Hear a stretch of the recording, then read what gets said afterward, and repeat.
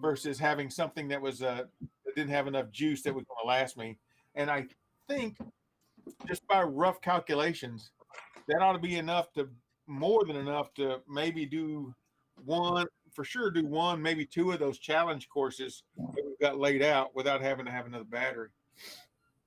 Well, Harold, there's one thing I was going to recommend to you, which I can't remember if I might have said last week, but I noted that while I was playing around with cooling fans that, yes, you can mount a cooling fan directly on the Pi, but I found with actually testing it that you don't need to.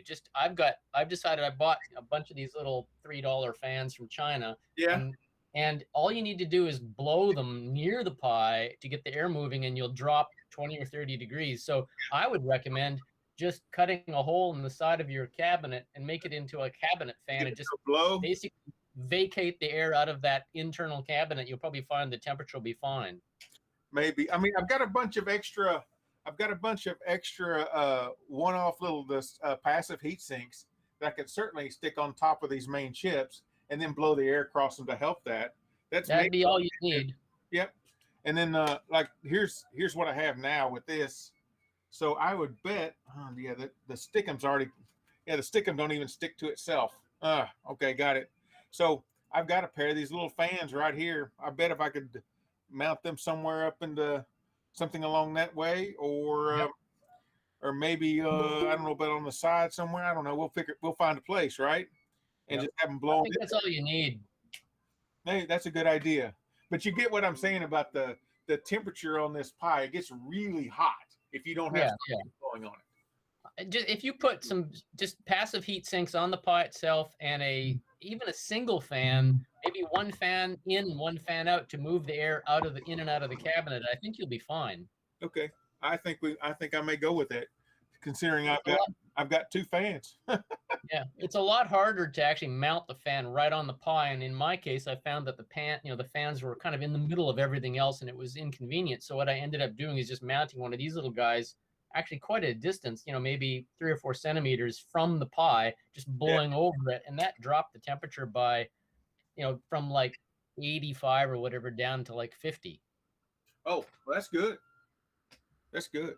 Just moving air is all you need. I think I can deal with that, and I will take that advice. Also, I want to thank you, Murray. I've got onto this board. I've now grown my my Discord channel by another, I don't know, half a dozen people, whatever, not counting the bots. And I've been playing around with bot channels. I don't know if you looked at any of those I sent you, but some of those are kind of fun. And one of them was ping cord, which I've got it set up to when I go Twitch. The ping cord gets up and announces to everybody in my general channel, hey, Harold just went live. Come watch him. That sort of thing. We'll see how far that goes. See how far I can go without being too annoying. I know I'm going to be annoying, but I just maybe not too annoying. And let's see. What else? I think that's about all I got at the moment.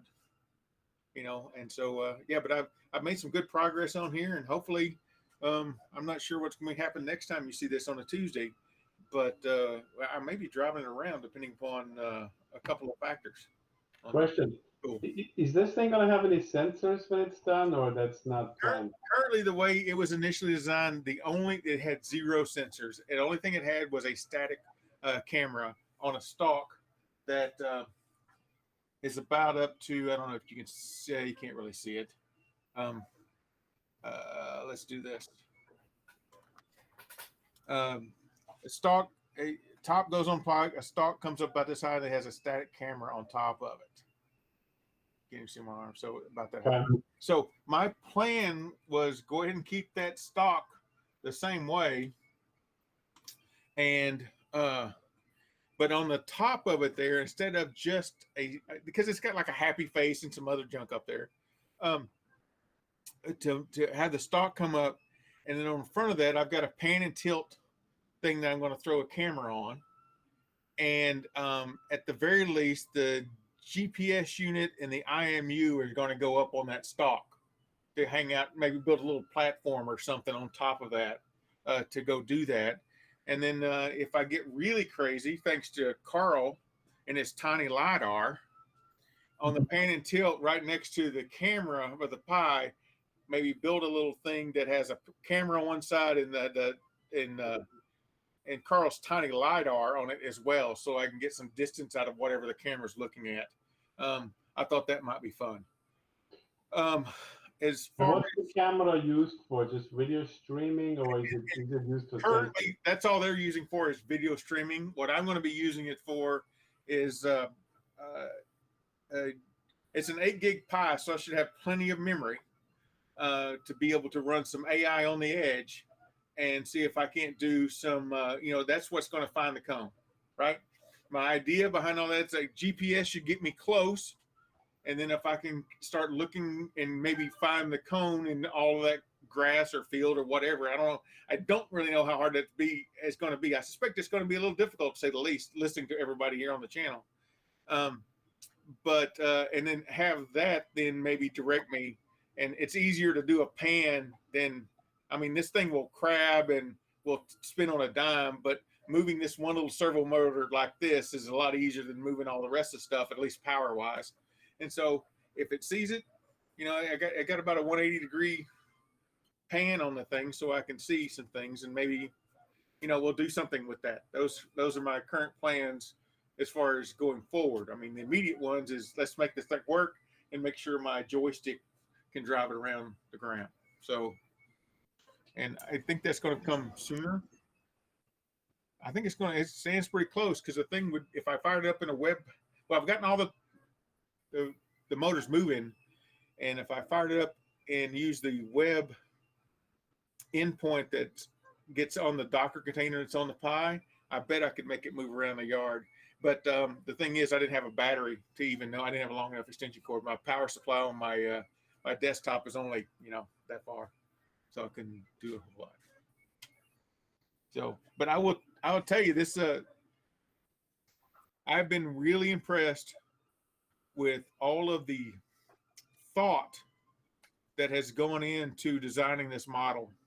And hopefully I expressed that to those guys the other day, Maximiro, because the way the servos go in, and the way the bogies work, and the way there's covers to make the thing nice and clean so you don't have wires visible everywhere,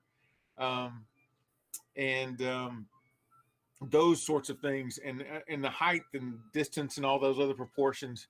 The stuff's been well thought out on how all of it goes together and plays well together, and that kind of stuff. So that's about what I got going on. Looking good. Looking great. Yeah. Cool. All right. So who would like to go next? Anyone want to jump in? Ray, you think you had something you mentioned? Yeah, I could talk about it here. Let's see if I can, oops, got rid of my mouse.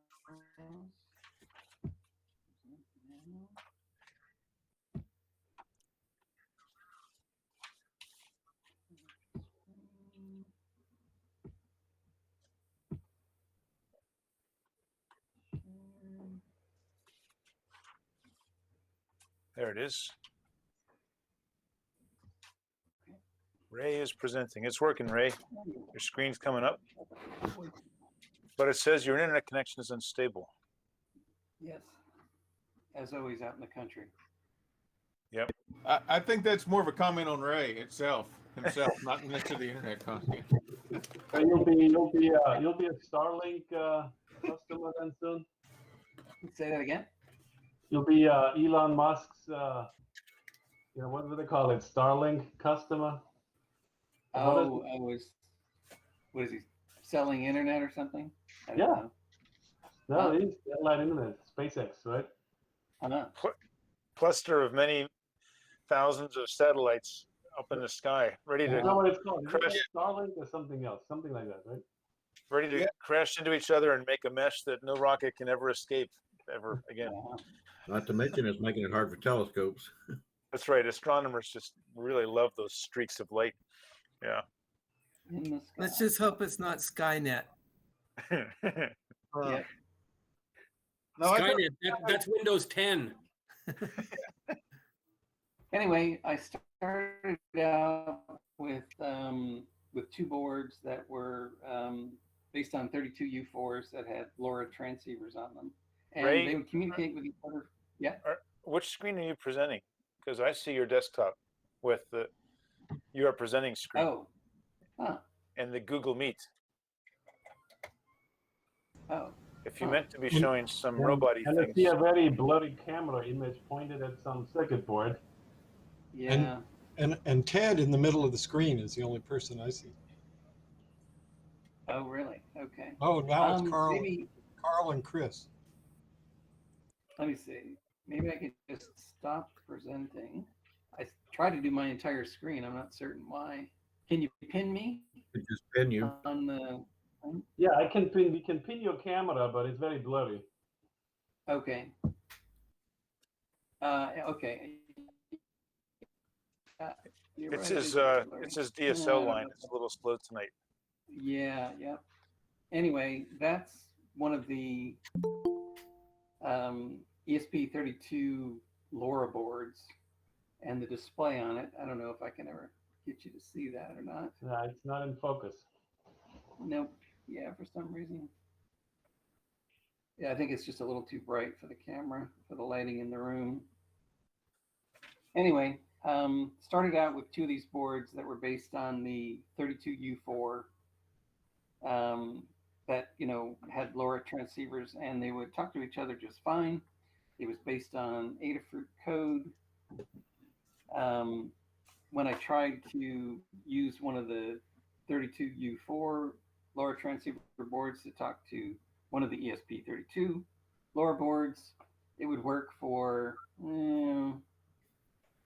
I don't know, maybe 2 or 3 minutes and then just hang for some reason. And when I tried it with two of the ESP32 LoRa boards, they would work indefinitely. So I switched out the 32U4 LoRa board for an ESP32 board and hooked up a joystick to it. And so that's the LoRa sender. That's what that one of the lines on that display says. And the other one over.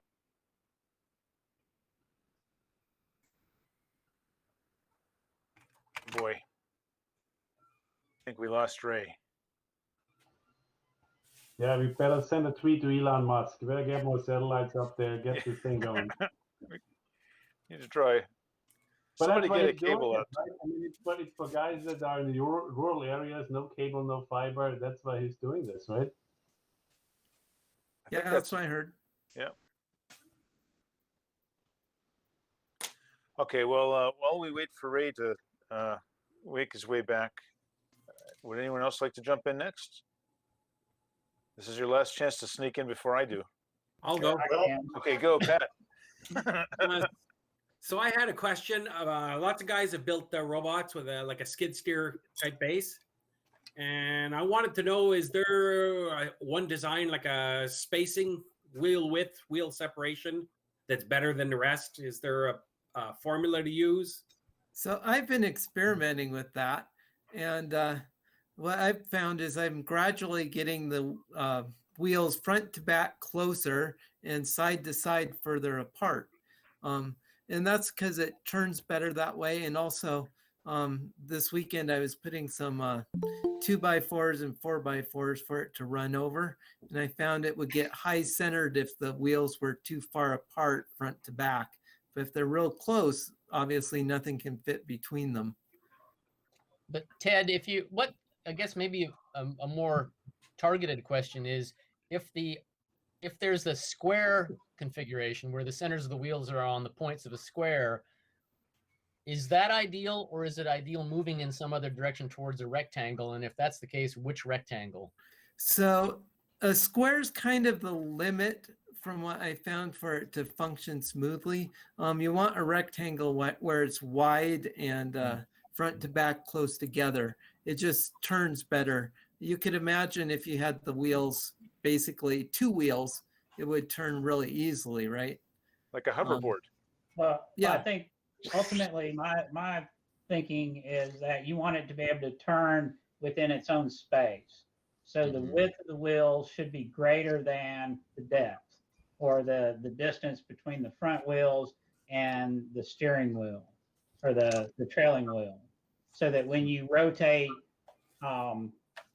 you can rotate in a circle, and you don't have a tail end hanging out that's going to slap something. Because like Can-Man, it's a little bit elongated, and that's one issue that I've had with it, is that if it's really close to a wall, like in the contest, when it starts to turn, it'll actually slap the wall with its tail end. And if it fit within its own space, in other words, the width of the wheels, then you wouldn't have that problem, because as you turn, you would have space for it, right? So that's kind of one of the things that I've found. And Burp, my outdoor robot, which I don't get in really that close of proximity, it's based on that same principle. It's actually on a triangle. So it's almost the same distance between the front wheels and the back, is almost equal. So I find that works pretty well, as long as you don't get too top heavy, because the wheels on that are very large and the center of mass is fairly high. So if you're slowing down to avoid something, it in the past, before I recentered the batteries, it would get a little front heavy. So Right, and advice. I found that same thing, where it would tip over if the wheels are too close together front to back, it'll want to tip over or tip back. That's I my battery right over the trailing wheel, and that seems to move the center of gravity back quite a bit, regardless of how high it is. But it's so that's pretty, one of the tricks I use. I think it's pretty tough to have a three-wheel vehicle like you're describing outdoors. You've run into some of those limitations. But jumping back the other direction, I've found that a square works best. It is true that as the wheels get closer together, it turns more easily, but you're giving up stability in the other axes. So you have to kind of balance those against each other. It's also true, if you look at the six-wheel J-Bot robot, those wheels are pretty close together on each side. So there is a limit, because you can suck up big rocks and stuff in between those wheels and get them jammed up there. It's better to have a little more space in there. But to go back to your original question, Pat, if you look at, I don't know if you've seen the six-wheel off-road robot J-Bot that I built. That's a skid steer robot. And it looks like it's long and narrow, but it's not. If you measure the center to center distance of the wheels, of the tires, it's 18-inch square, front to back and side to side. And as I say, I advocate a square because it gives you the ability to turn, like Ted's talking about, but also you get back some stability in terms of the center of gravity of the. I also, I put my batteries right down between the axles. Well, David, I think you had mentioned this in a previous video conference, and I've kind of taken it to heart that the square, especially like with Carl and I are both making Mecanum robots, and I don't know if you can see this, but basically this is my little Mecanum robot, and it's actually on a square as well. So I've designed a Mecanum on a square, and currently my rough early prototype designed for a Mars rover would be also a square, in the same mode as David's J-Bot, that it would have 6 wheels, but that the overall orientation of the wheels would be, that the outer wheels would be on a square. So that's what I was looking at for stability. If you look at those little skid steer front loaders, like you can rent, their wheels are almost right next to each other. And as a matter of fact, they're real unstable. They really rock back and forth when they drive around, but they're very maneuverable. Yeah. I guess you got to draw a distinction between a 4-wheel skid steer and a 3-wheel. Yes. And I think we're really saying the same thing a different way. Is I'm talking about triangulation with equal sides, and where y'all have 4 sides and I only am talking about 3. So, like I said, I think we're talking about really the same thing, where you turn within your own space, whether you have 4 wheels or 3. In both cases, that the sides are basically equal length. Right. Exactly. So that's what started this. Is it's looking at your contest coming up this summer in August, and one of your requirements is to not damage the track essentially, or the where you're participating. So if it's on grass, I don't want to be tearing up the grass and creating a rut. How much do you expect it to weigh? I like to build things big, so probably about 40 pounds, 50 pounds. But is one of the attachments that you'll have for your robot a plow? In the future, possibly. Or in my case, a golf club? Or a golf club, yeah. So who knows, a plow, a lawnmower, a weed killer, something. I think it's going to have an ulterior purpose. I would think that depending on what kind of wheels you use, that's just 10 pounds a wheel if you've got 4 wheels. Yeah, I picked up some wheels today, actually. They're quite a bit less. My biggest concern is the battery. And so I'm looking at some lithium iron, is it lithium iron phosphate? Could be. Ion. Yeah. Well, there's lithium iron phosphates. Is that right? Oh, yeah. LIFEP04 or something. Oh, yes. So I'm looking at that, and when you look at a battery that's going to weigh 20 some pounds versus you get the same capacity in about 2.5 pounds. And evidently those don't catch on fire. Exactly. I will tell you that Burp went on a diet after I got tired of carrying it across the yard after it had failed. So, and David can attest to the same thing is you think about how many times you're going to pick that thing up and carry it every time you add a pound to it. I mean, that would be my advice.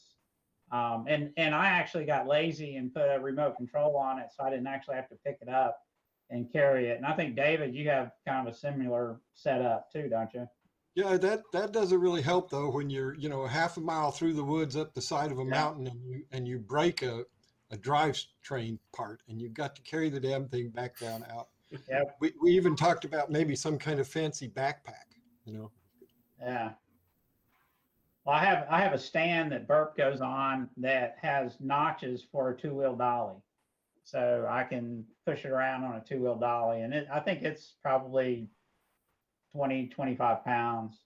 So it's not super heavy, but that's about like J-Bot. It's about 25 pounds. It gets, every step you take, it seems to get heavier.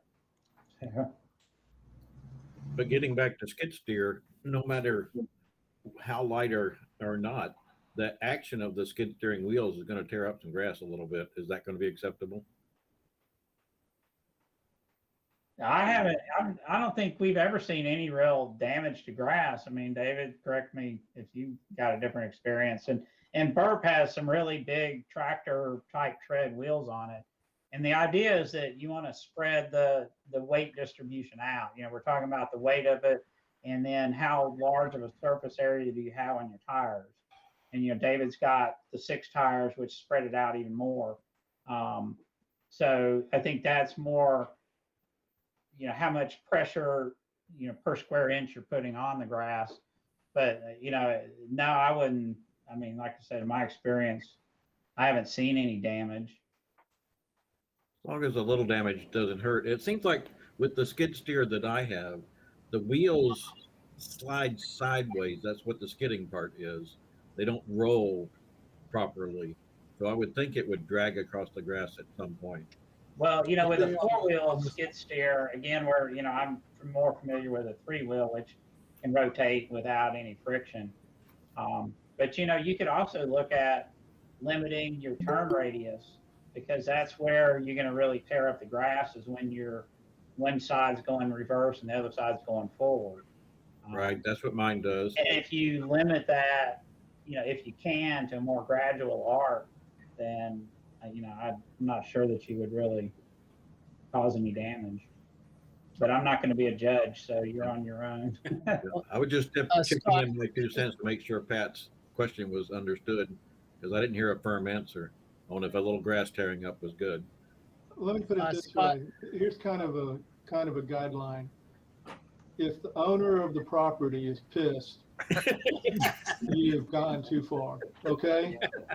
So like if you're going through sand or something and you leave a divot, which you can kick it over, when it's through, I don't see any problem with that. But if you sit there with a wheel that has, like a 10-inch wheel, and it spins until the wheel drags on, the axle hits the the ground, you probably have gone too far, So, but if you're, what we've seen on Scott's and also on David's robot is you can usually tell where they were because you can see the grass has been bent down. Okay. But other than that, even when they hit soft spots, there's been no real damage. So now, like I say, they're talking about robots, I think in the 20 to 40 pound range. You're allowed a 50-pound robot, and I don't know. We don't have a whole lot of experience there. But the whole thing would be, if the owner of the property is going to be mad at you, that's badness. So is it fair to say that, I mean, can we just give a kind of a general club guidance to the judges who I think aren't picked yet, so that, I mean, if we have the cones placed so that you have to traverse the really delicate ornamental oriental flower garden, it's a bad course? Yeah. Can we? I've actually seen this in ShyBots. ShyBot used to have all their videos up, and they had where the robot pretty much had to go down a sidewalk for part of the course, but on each side of the sidewalk was flower gardens. Oh, that was not a real good choice of course, because they did have robots that wandered off into the flower bot, and there you want to see something to get tore up fast. You still want to send a 20 or 30-pound robot through flower garden. Yeah, I mean it's amazing. So you don't want to do that. I would also add to that, Doug, that IR works remarkably well on foliage. Yeah. So even a simple robot can drive down a sidewalk if it's lined with flower gardens on either side. Well, I guess that was. But I am not the flower garden owner, so. Yeah, let me put it this way, David. I agree, and I suspect that when the course was laid out, nobody thought anybody was going to go drift off into the weeds. Because it was sort of at the beginning of the course, you know what I mean? So, but as well as I do, sometimes in the very beginning, weird things happen. A robot just goes. That's mostly where they happen. Doug, I would just add to that, my only experience with outdoors is with the JBot robot. It's the only outdoor robot I've built. Yeah. And it has different wheels I can put on, different tires. And that I played with and experimented a lot. And the ones that have the most traction, they're kind of rock crawler tires, are the ones that work the least well. And the ones that are called road rage, they're for racing on asphalt. They're flat and have almost no traction on them. Those work the best. The fact that there's 6 wheels on the ground, I never am at a loss for friction. That's not a problem. But when it skid steers, they slide very smoothly over the ground.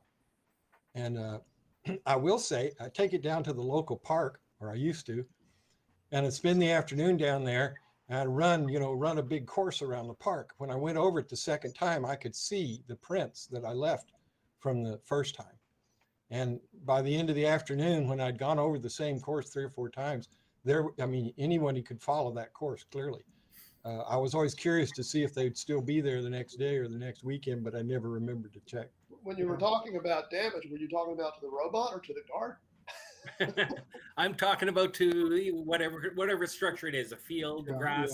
Yeah. The other one is a sidewalk. So if you're on a sidewalk and your skid steer does a turn, like an in-place turn, and leaves a skid mark on the sidewalk, is that considered damage? I've never had a robot that could leave a skid mark. Yeah, I think I've never seen that, Pat, but I guess my first thought would be if it was just a little mark that was going to wash off in the next rain, I wouldn't worry about it. Time for a bigger battery. Yeah. Now, if you're talking about, going through wet cement, that's probably bad. Yeah, no, Okay. not wet cement. Yeah. So, but I don't, like I say, I don't see that type of damage being, like I say, it's something that if the guy that is managing the park or the land comes out and says, "What you doing, boy?" Then that's too much. We really don't want to be bad citizens. We want to, be able to do it again next year. That's really the trick. Yeah. I just want to make sure that I'm complying with the rules. Yeah. And you're not. I don't intend on digging a rut in the grass and putting up mud. But Well, you might be surprised. I mean, if we hit a really soft spot, that's a good thing to think about, though. A lot of people have PID loops on speed, okay? But what happens if your robot's just sitting there spinning? Okay, so you might need a positional feedback to your system too. Okay. Yeah. Yes, Steve's had quite a bit of erosion. He's been fighting that for a while. So he probably, he's going to charge you $1,000 for a deposit to run your robot on the course or something. It's not much. But I'll be really impressed if you leave skid marks and tear up the grass. Well, I'll test it out before I go on any public property. That's for sure. Yeah. I got a sidewalk in front of my house. It might get a skid mark. Mm-hmm. Cool. Maybe that's next year's contest. Crop circles. Crop circles. Yeah. There you go. Thanks, guys. Cool. You got it. Hey, Ray. Welcome back. Did you want to keep talking about the Sure. MCU32 LoRa, where we last lost you? Anyway, sure. So like I said, I started out with the LoRa boards that were based on the 32U4. Those talk to each other without any issue.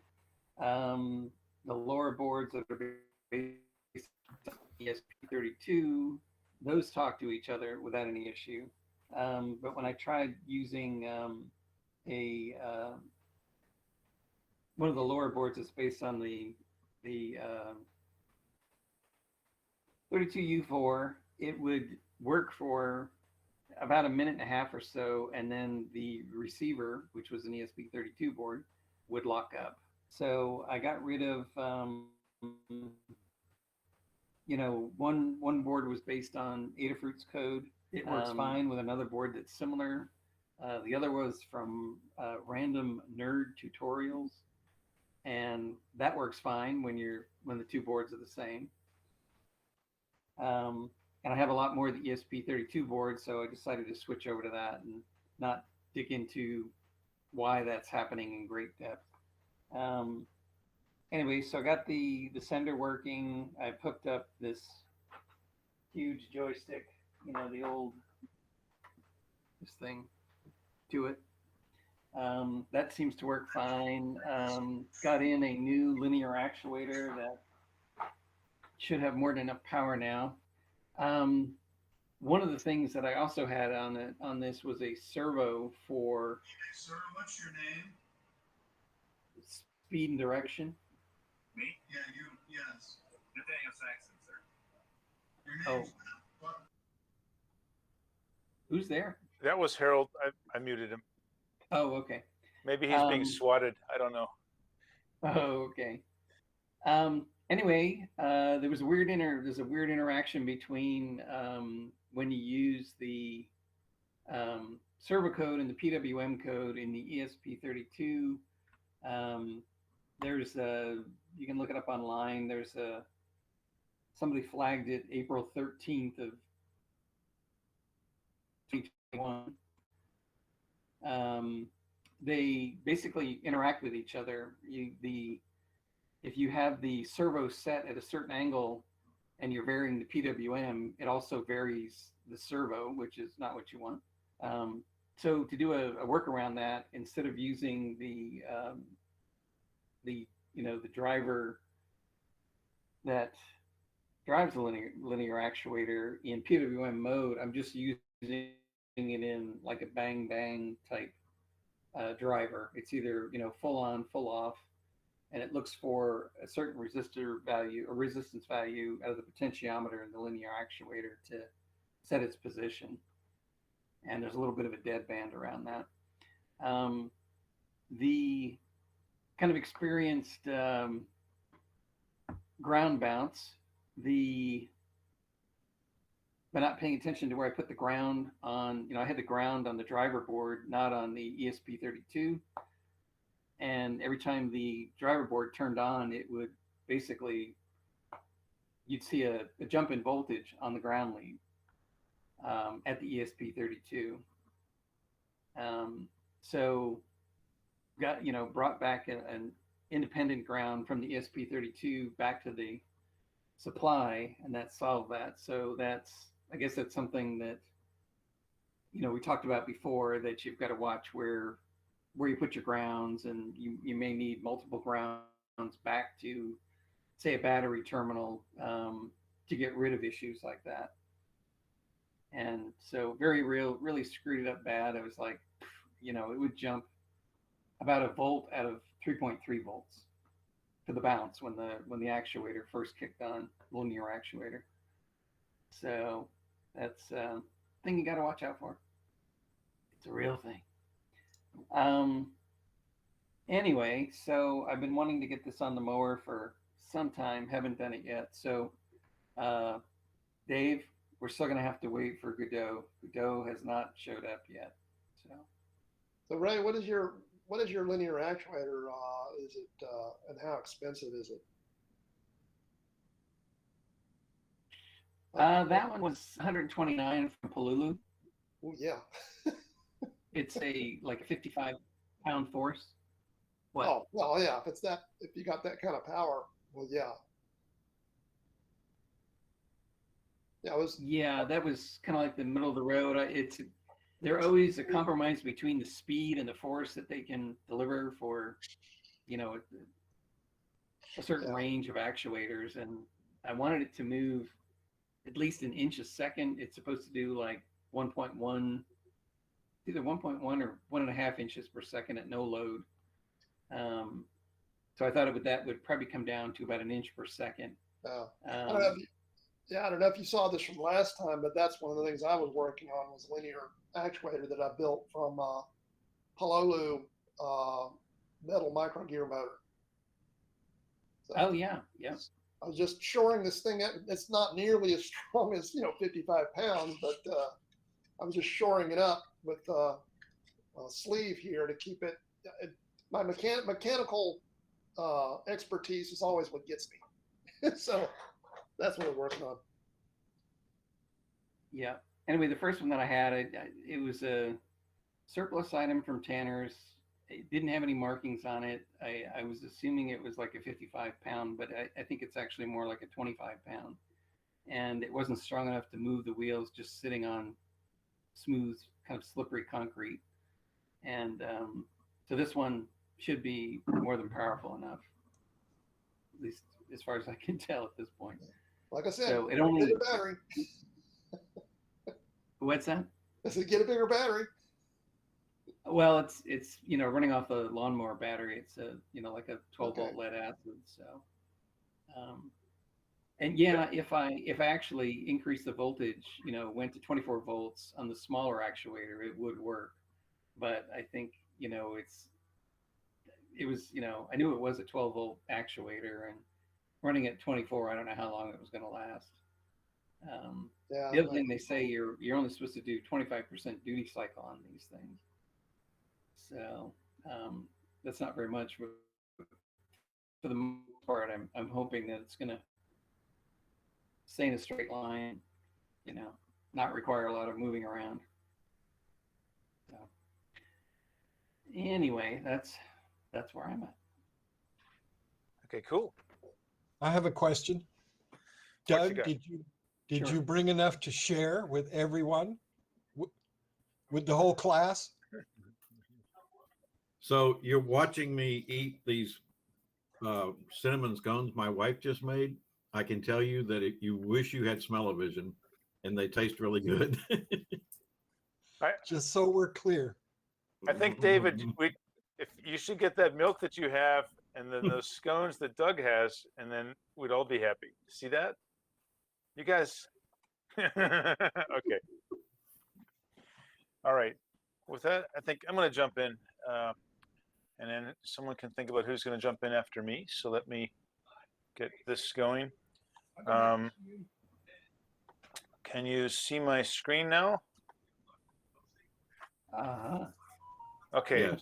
You see it? Okay. So, as I mentioned before, I'm thinking of a kind of a easy way to make a really kludgy quick start into August for competition outdoors, because I don't have that much time. So, and I'm here with my folks in Pennsylvania right now, and down in the basement, I got my hands on my, this was my brother's late 70s RC truck of sorts. And I thought, well, you know, why should I go buy one if I could just resuscitate his? Well, I started looking at it, and got a little dry rot in those one of those tires there. well, just a little. We'll get to that. It's an interesting. So I'm, you know, I'm still kind of stuck, because it'd be kind of cool to have this driving around with some electronics in it and a sensor on top, and get some use back to my brother's little truck.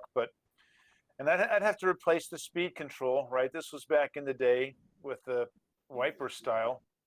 That sucker sure got hot, as I recall. Oh my goodness, yes. Yep, if you remember those. And I don't even know what voltage the battery is. I'm guessing 6, but I can't find any batteries, thankfully. So it was NiCads for sure. That predated lithium by decades. I mean, but it's otherwise, it's a pretty robust design, even for 70s, what you could get with high school lawnmower money. Is that G.I. Joe with a Kung Fu grip sitting there in the seat? Yeah, good question. Yeah, it came with it.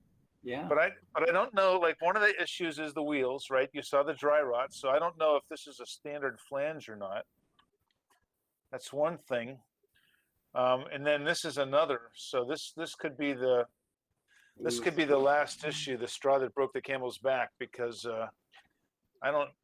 Now my dad's talking about I could just get small little plates of steel or aluminum or something, and some watch screws, and just epoxy, and just fix that. 3D print you one, you know. 3D print you one, yep.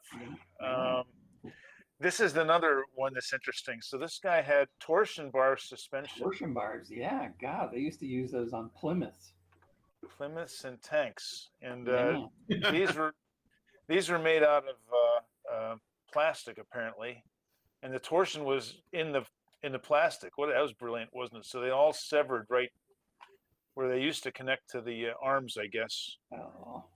So I would have to come up with a replacement for those. Either try and remanufacture them somehow, 3D print them, or just have some kludgy workaround.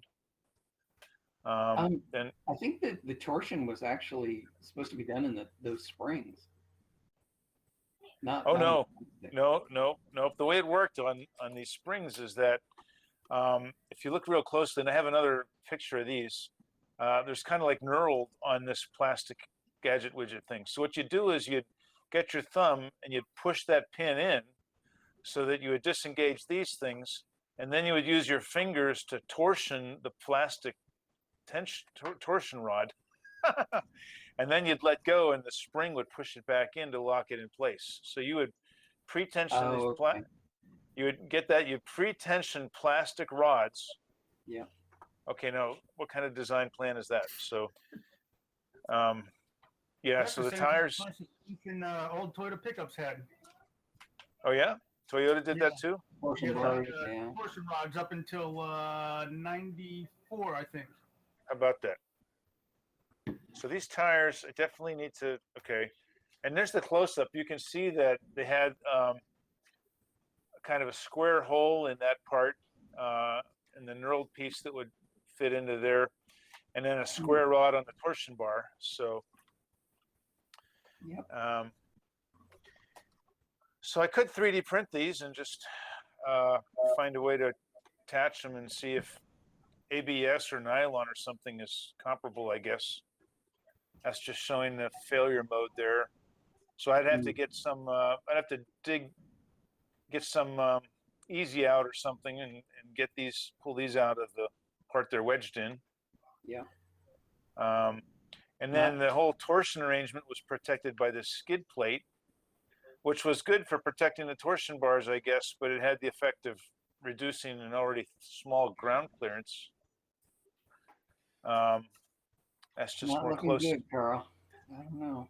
You know, it'd be a fun project. And this was, so here's an idea, right? So instead of using the torsion bars on the front, just get a strip of spring metal, put it across there and lash it down, fasten it somehow to these bars, and at least in the front, come leaf spring looking thing, that would take care of the front suspension.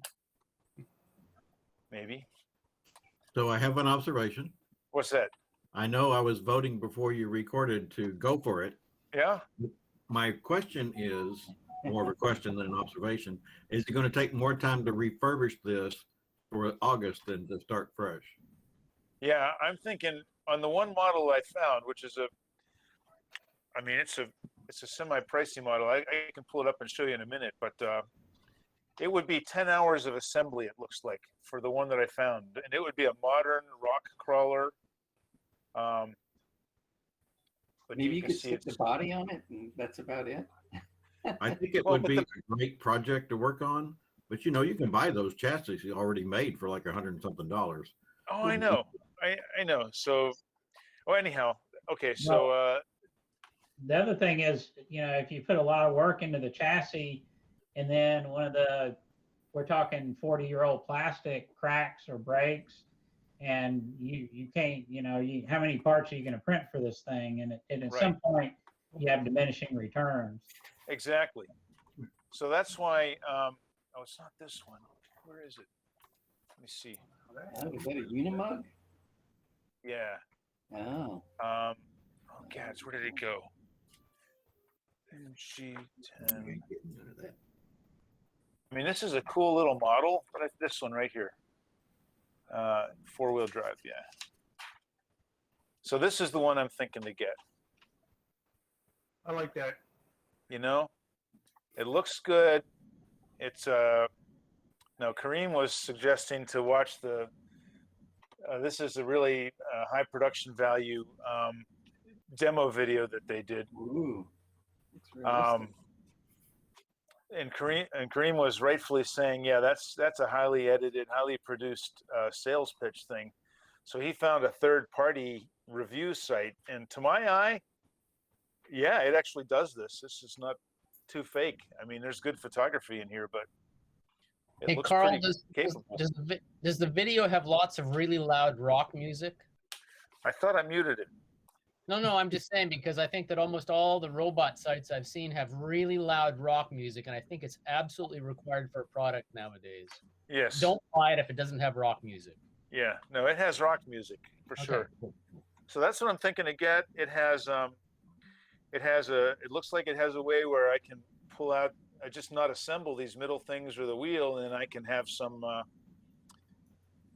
kind of sensor pack thing in the back.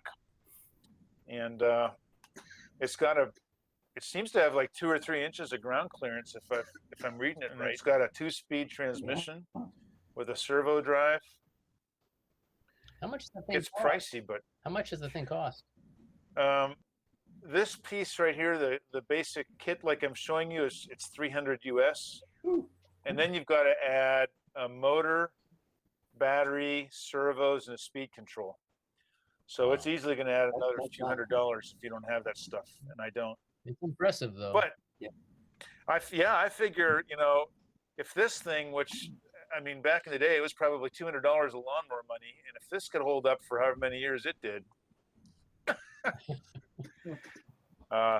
this thing's probably got to do all right. But it says it's like 8 or 10 hours to assemble it. So yeah, but it's got some. Is that 1/10 scale or bigger than 1/10 scale? It's a 1/10 scale. That was it. Yeah. All right. So just to just a crowd vote. So between those options, how many people would give a thumbs up for the refurbished project? Oh, I got 1, 2. That's pretty cool. 3. And how many would go for the UMG 10? Oh, okay. That's the crowd pleaser. So if it's going to happen that way by crowd vote, that's how we go. If you've ever I don't know what's restored going a to car, happen. you know that it's going to take you 10 times as longer to fix the reprint. old thing. Yeah. Yeah. Having just spent Okay, a bunch well, of money on my robot, I want Carl to spend a bunch of money on his robot too. Share the love.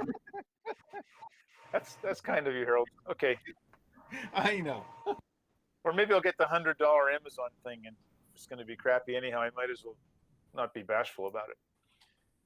Okay, that's all I had to share. Just thank you guys. That helps me make my decision, and I may very well not bother putting that in the mail then to get it back home. Carl, I just stuck a link. I may have shared it with you before in the chat. That's a video I shot of a guy driving a rock crawler down at Mike's Hobby. May they rest in peace. Rest in peace. Yeah. Yes, and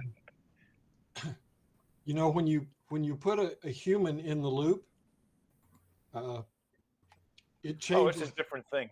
It changes everything. Well, go forward about halfway through, and you'll find when he balances it. See those 2 ropes over there? Yeah. He's going to drive over those ropes. Oh, nice. Like a bridge.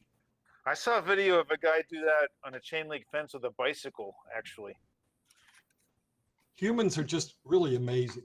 They really are. And by the way, I did not think of that chassis because I was planning to make it autonomously do this kind of stuff. My thought was that, you know, with this kind of, it'd be hard to beat this kind of suspension and versatility on unknown terrain. So even for autonomous, where it's just a couple logs or twigs or little stones or something, it just struck me as. While you were talking, I went and pulled this out of my junk box, and it's like its wheels are all unrotted and all the suspension works, and you can have it if you want it. Oh my. Oh. Save you hours of frustration. Oh my goodness. And it even works. Look at those independent suspension. Isn't that cool? Oh my goodness. Hey, this it's yours. Beats Craigslist, because I know good, awesome. Cool. We might be having to talk, David. Well, did we lose the guy going over the rope? Oh, where did that? Sorry. Oh, I think he's getting ready to get lined. Yeah, he's trying to get lined up with the ropes, which takes him a little while. Oh, that's wild. Yeah, Humans have these sensors that are our eyes, and we can, you know, look at things.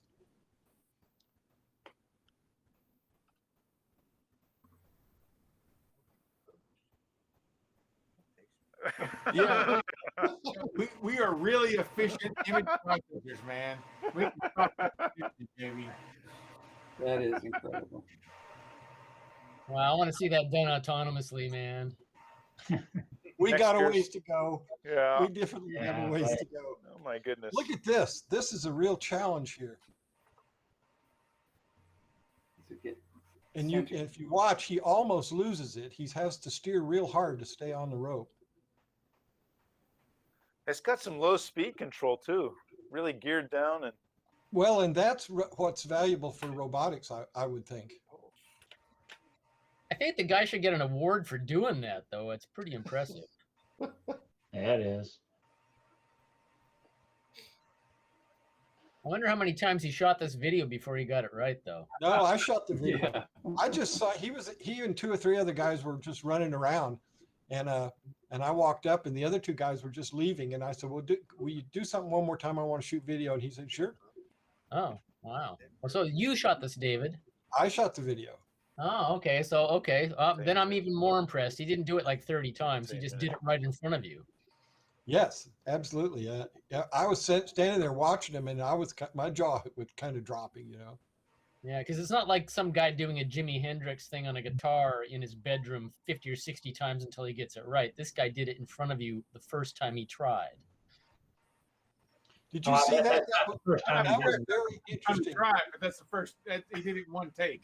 Oh, Yeah, and that there too. You see, he was actually over center. His center of gravity was over the front wheels, so that he, in normal cases, that would have then flipped over. But he actually accelerated with those front wheels, and balanced on two wheels long enough to fall back down flat. Pretty damn cool. Pretty Maybe the wild. guy's a drone pilot now or something. Well, that's as much as the guy driving it is the capabilities of the vehicle. I mean, that's very difficult. Absolutely. Thing to do. That's the point I'm making. It's like you could hand me a cello. You know what I'm saying? But I'm not going to sound like a cellist.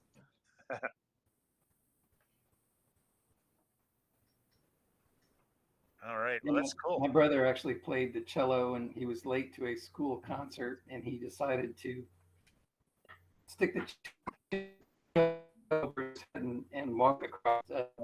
There was like a set of balloons for the choir, and got to the other side, tripped, and literally flattened the cello.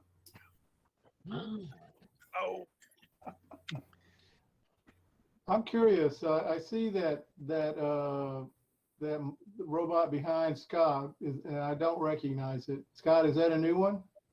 Yeah, I was talking about that. I think before you got on, Doug, I was actually I built it a couple of years ago, and just kind of thought, since I usually do everything myself, and let me see what I can put together using other technology. So it's got a Raspberry Pi on it. It's got a nav IO2 board, which has GPS and the 9 degrees of freedom accelerometer. And of course, it's all integrated to the libraries, and it runs let me see if I can pronounce it right this time, Arduino Copter software in rover mode. Okay, yeah. But I'm kind of struggling with it because as far as I've found, there's no real ability to put any kind of sensors or any obstacle avoidance or any object detection into the Arduino Copter platform. But it's all, according to the NavIO documents, it's all based on ROS, the robot operating system. Yeah. So I was soliciting suggestions, input on I've heard, and some of what I've read is the learning curve for ROS is kind of steep, and what little I've dug into it, the documentation is not all that great. So I'm kind of looking for a solution and direction to go with it. I'm thinking about just ripping the whole thing out and putting another edition of Burp's hardware in it, but I wanted to throw it out there, see if anybody had. I think, Doug, someone told me that you played with Arduino Copter a while back. Yeah, you should have the ability to put two. I don't remember the brand. It's the ultrasonic that's only got one. Polaroid? No, it's not Polaroid. It's the other one. The ultrasonic. Or it's. But anyway, you're supposed to be able to put two ultrasonic sensors. Yeah, well, they're generous. They give you two general purpose IOs that you can use. And there's an I2C bus, which I haven't really looked into accessing. But I guess my core problem is, how do you, without using ROS, how do you influence the copter program? Because that's where your waypoints are defined. Are you sure it's using ROS though? Isn't the Arduino pilot stuff based on some microcontroller? I doubt that it's using ROS. Yeah, what do you have? The Pickhawk? The NavIO hat, actually the build for the Pi has ROS built into it, so that you can subscribe to some of that data, because it actually does, AHARS data out of the IMU. And then of course you can discreetly pull the GPS coordinates, subscribing to one of the messages within ROS. But it's not real clear how you tell the copter algorithm where it's saying, okay, I got to go to this waypoint. How do you tell it, oh, well, you got to drive around this obstacle first? And so, like I said, I'm just kind of researching. I'm just now kind of getting into that part of it. trying to come up with a second solution for August. Whether or not I just do it off of GPS and no obstacles or not is another option. But I just thought I'd see if you had any suggestions or experience or you know. Well, Scott, the old one, the one mine was, mine wasn't based off of Ross. It was RD Pilot, I believe, and they used for communication, which you could tap into with an auxiliary microprocessor. They used what they call MavLink, I believe. And right. MavLink, the data for MavLink is fed from ROS, though, from what I've read, according to the nav. I suspect that has to do with the one that uses the Raspberry Pi. Right, because the NavLink they use for like a ground control station communications. So you're right there where that's where you could tap into it or get a feed for it. I have done that where and you can, if I remember right, you can bias which particular messages and the rate that you get them a little bit. Yeah, so, you subscribe to them, yeah. Yeah, so there used to be a MavLink library that you could use that made interfacing into it fairly easy. I'd have to look at that. I probably, since I am planning on looking at my existing RD Pilot robot, I have to look at that code again. Be willing to share anything I can find on it. But you're probably a better programmer than I am, so I don't know how useful it'd be. But but I might be able to point you at some things. So yeah, right now I'm just kind of drowning in a sea of documentation. You know, between ROS, between the Ardu copter. And the MavLink, and so you know, like I said, I'm just kind of in the early stages of it, and was looking for any. Yeah, you get the way, at least the way I was approaching it, I was going to let the autopilot take it from the starting line until it got to a point where the cone is visible on the Pixie Cam. Or I'm also taking a look at the Husky lens. Okay, so if either one of those two pick up a cone, or both of them pick up a cone, then it goes into the man in the middle by switching. And how it does that is it simply switches the source of the PPM signal from the autopilot to a secondary set of coordinates coming out of my auxiliary microprocessor. And that allows me to have an end game around the cone. Right. What mechanism do you use to actually do that switch, though? Okay, well, I actually had it programmed, and I was using Omega on that particular one, and since you got a lot of things going on, I was thinking it worked like 99% of the time, but every once in a while you'd get a glitch. And so the way I was going to approach it this time was to use the Pololu dual, it's a 4-channel dual source switcher, so you can put in 2 sets of 4 channels, and you have like a digital I/O pin, which you select which one you're going to actually send to the output. Like a servo multiplexer, I guess. Yes, exactly. Okay. So, and it's not too, it's pretty cheap, and and it's a lot easier to program than what I had programmed before. So that was the way I was going to plan on doing it. Right. Yeah. Yeah, that was a similar thought I had, to just take over the servo and the PWM output. I wasn't aware that they made multiplexer boards. I have to look into that. Yeah. I've linked it before. I can probably find it and I put it in the chat. You said is a Pellet loop part? Yeah, there's a Pellet loop part. I can look it up. Okay. So is that machine a solid block of aluminum or what? Yeah, Scott, hold your robot up so we can see it. Here, it's be easier to move the camera. Hang on a second. Let me see what y'all are saying here. So basically, it's and I think this was an 8th scale.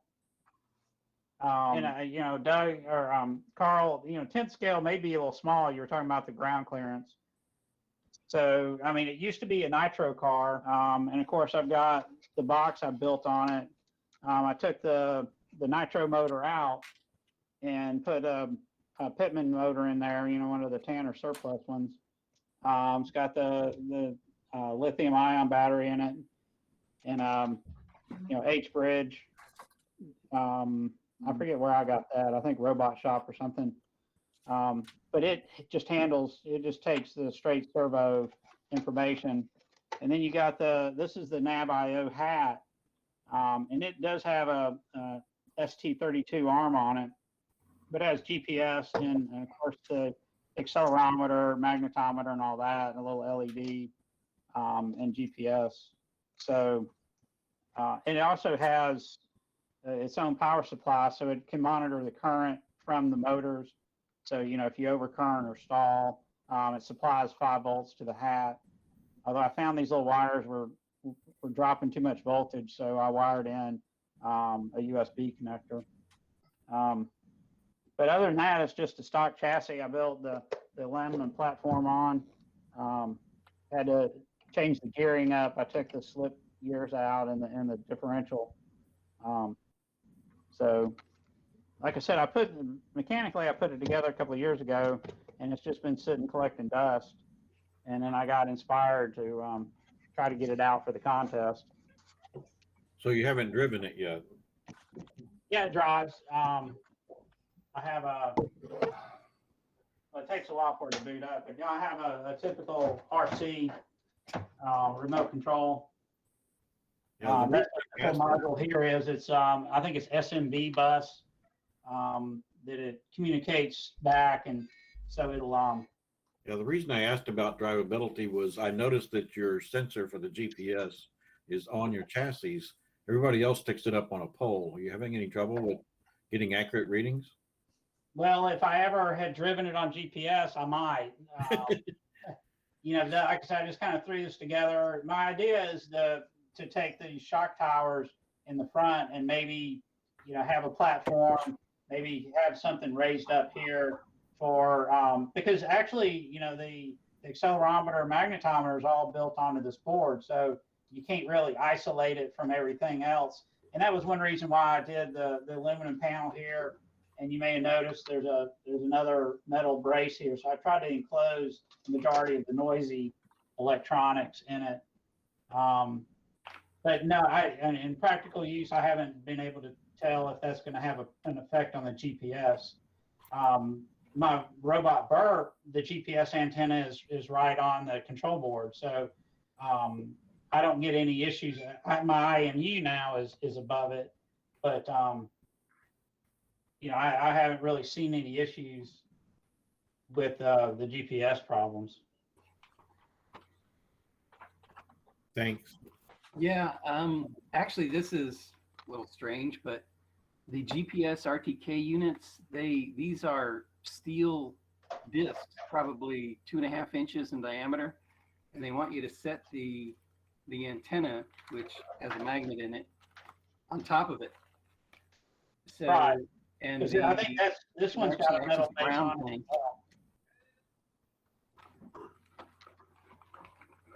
So it probably actually works better. Well, I don't know, steel versus. Yeah, see, so I can drive it around. And all I've really done is drive it around, in the yard, but just to get a gauge of, what the speed's going to be, because it'll get up and go. But right now, the software really doesn't do anything. Cool. So I'll look at that multiplexing thing, Doug. That sounds interesting. That may be the way to go. Is just use that for the GPS navigation, and then take over when you get to an obstacle or whatever. Well, it definitely makes it. If you're going to do a man in the middle type, it definitely makes it a lot easier. Plus, you get all of the advantages of their home base, which is really cool. Yeah, I mean their mission planner software is really slick. Yeah, it is. Because it actually gives you. Let me see if I can share this.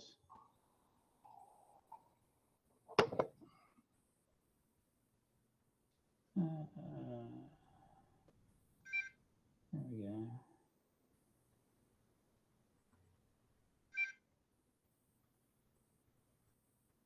Yeah, see, here's the mission planner software, and it actually shows the GPS coordinates of my house and my backyard, and this is approximate orientation of the robot. So if I move it, oh, hang on, I gotta connect to it here.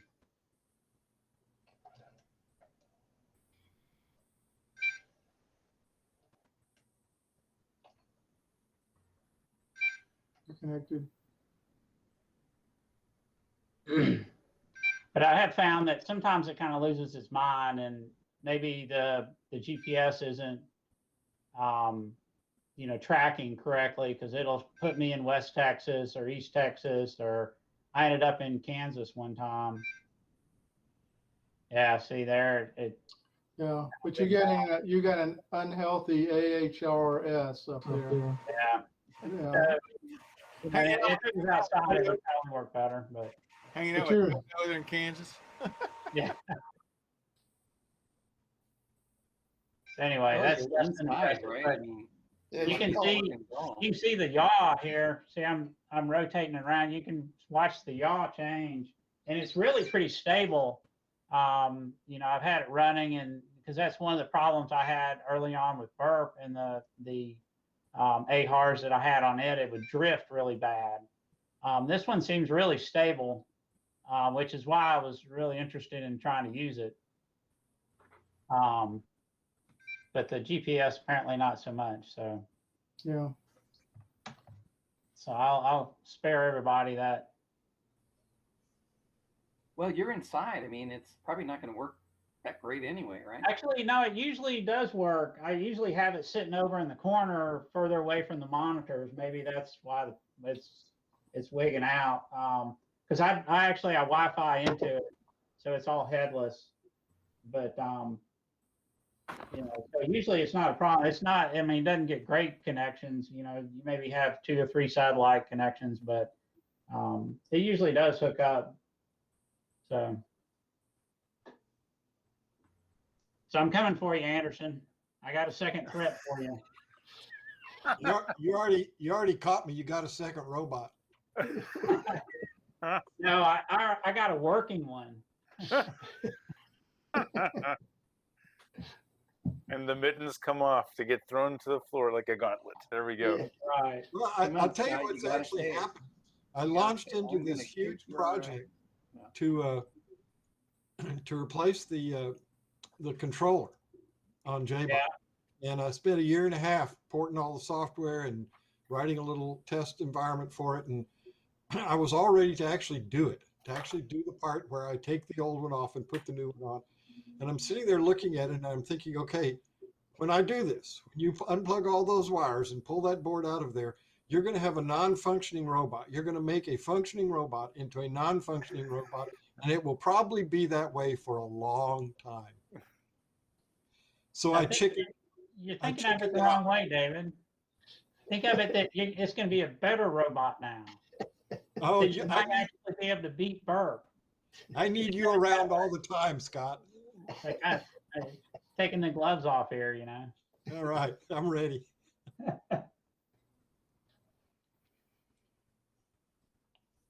So it sounds Great. like we're going to have quite a participation this August, Carl. I mean, it We're sounds like hoping we're to. getting some units ready. It's hard to say how many will finish, but Ted, are you planning on coming or participating? Rather participating. I am definitely participating. All right, great. now, Scott, if you haven't heard, what is a little different is that I think some of our participants will likely be remote. So we're gonna figure out a way to do this the virtual way. So we'll have some of us in person at Steve's place, and some of us in person in Colorado somewhere, and maybe some of us in person in Northern Ontario, pulling divots in some public land somewhere.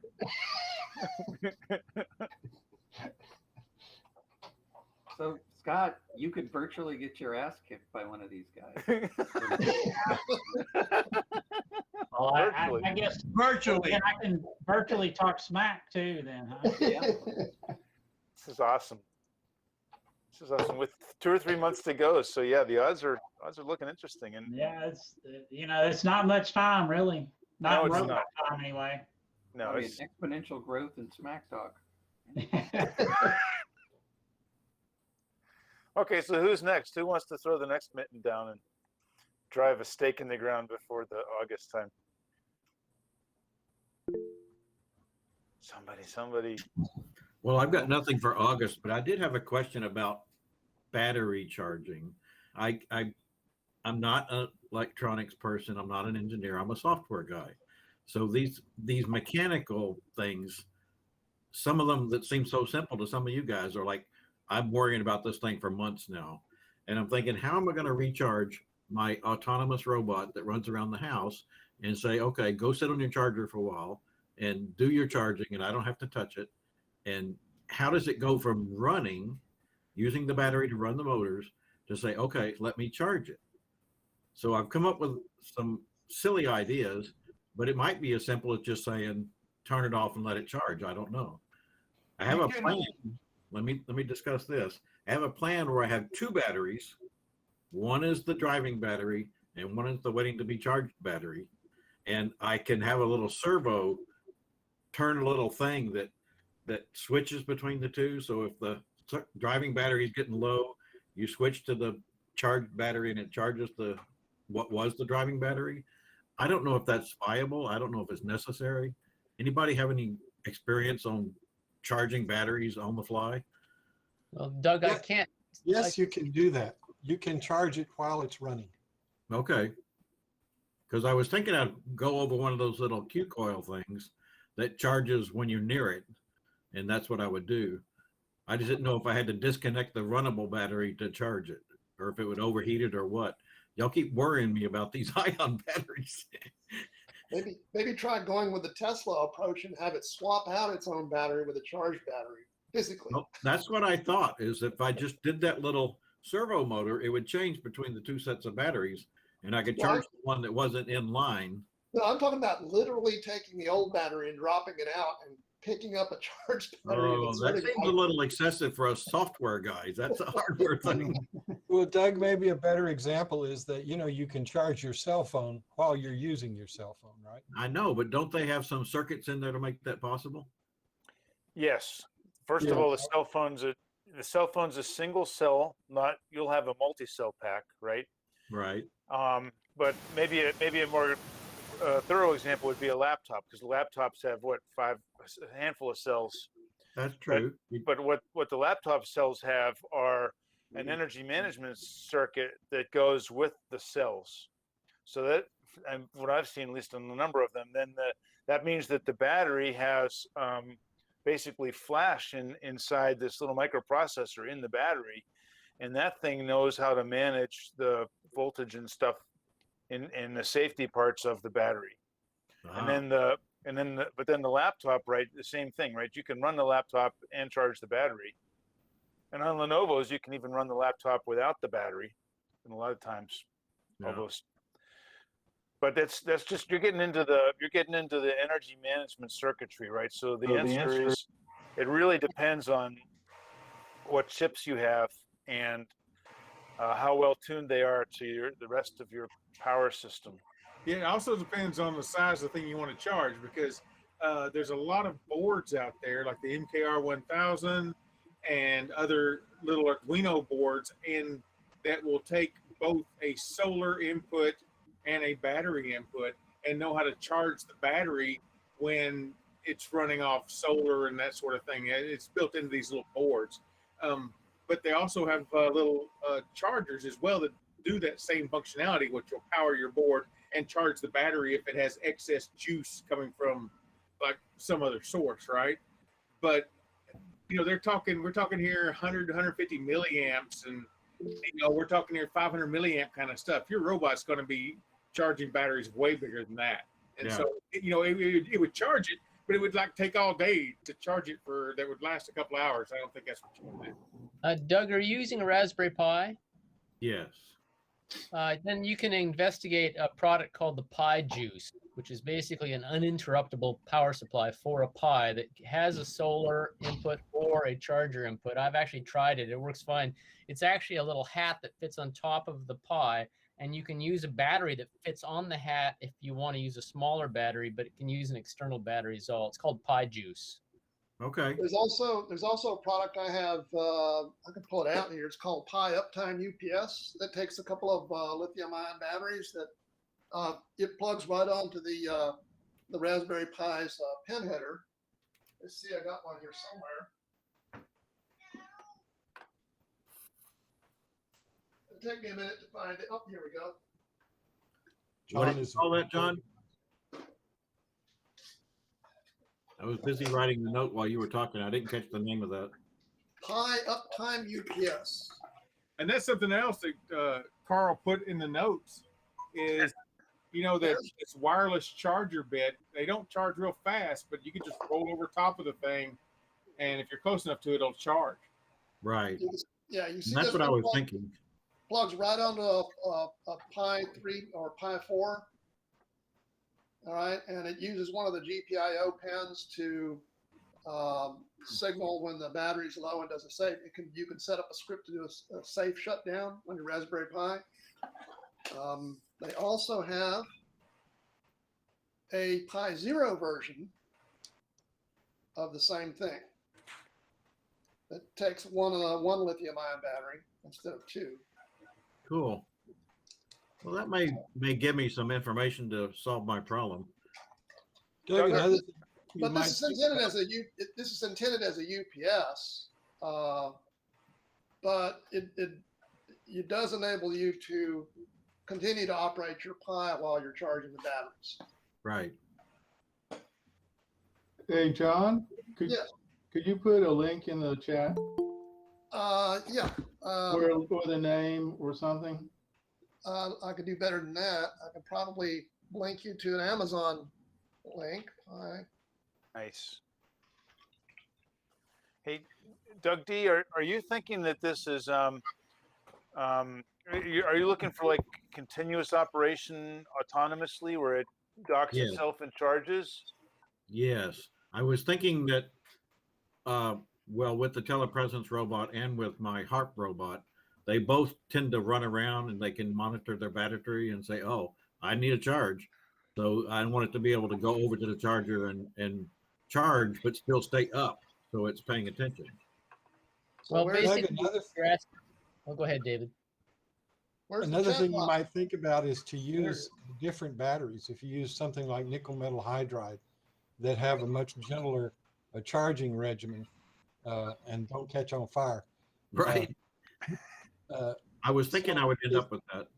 Is the question you're asking? I mean, typically the way these are set up or often set up is whatever the voltage the main battery has, you have some sort of buck boost regulator. You have some sort of regulator that's actually feeding the electronics. So it's not a problem if the battery is under charge and is receiving a higher voltage than it normally would have, because what's driving the electronics is not the battery directly, but a regulator sitting between the battery and the electronics. Good to know. Yeah, And but Doug, one of the problems you run into with lithium ion is the discharge isn't linear. You get about, I think it's around 80% of the capacity of the battery. And then the cell voltage, regardless of how many cells you have, drops very, very rapidly after that. So like David's saying is when you have a regulator in place, you have some overhead for that. But that's where the charge regiment comes in at, that you have to, that's the time where you need to recognize that there's a decay. So one of the things that's a challenge with that particular chemistry is you can't monitor just the cell voltage to say, okay, well, this is getting low, because the cell voltage, like I said, stays fairly static until you get, 80% or so. So they use what they call coulometer, which basically monitors the energy in and out of the battery, both when you're charging and discharging. And that's really the only way to know, what the level of the battery is. And that's probably those robots that you have probably has some similar technology or the same technology. And that's really the only way to know or have a really accurate threshold of this time to charge it, other than just saying, well, I know it's been 2 hours and I think I got 4, so it's time to charge. Scott, could you describe that in more detail? What's that, the coolant meter? Yeah. It's basically a shunt detection on the battery lead.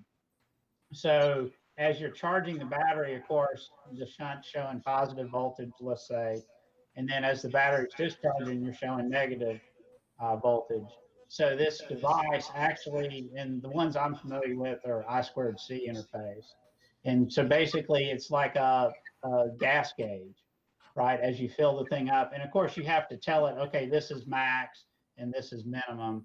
And there's like I said, a training involved in it, but basically then you can read the register at any time and you know exactly where you're at in the reserve of the battery or the capacity of the battery, regardless of the cell voltage.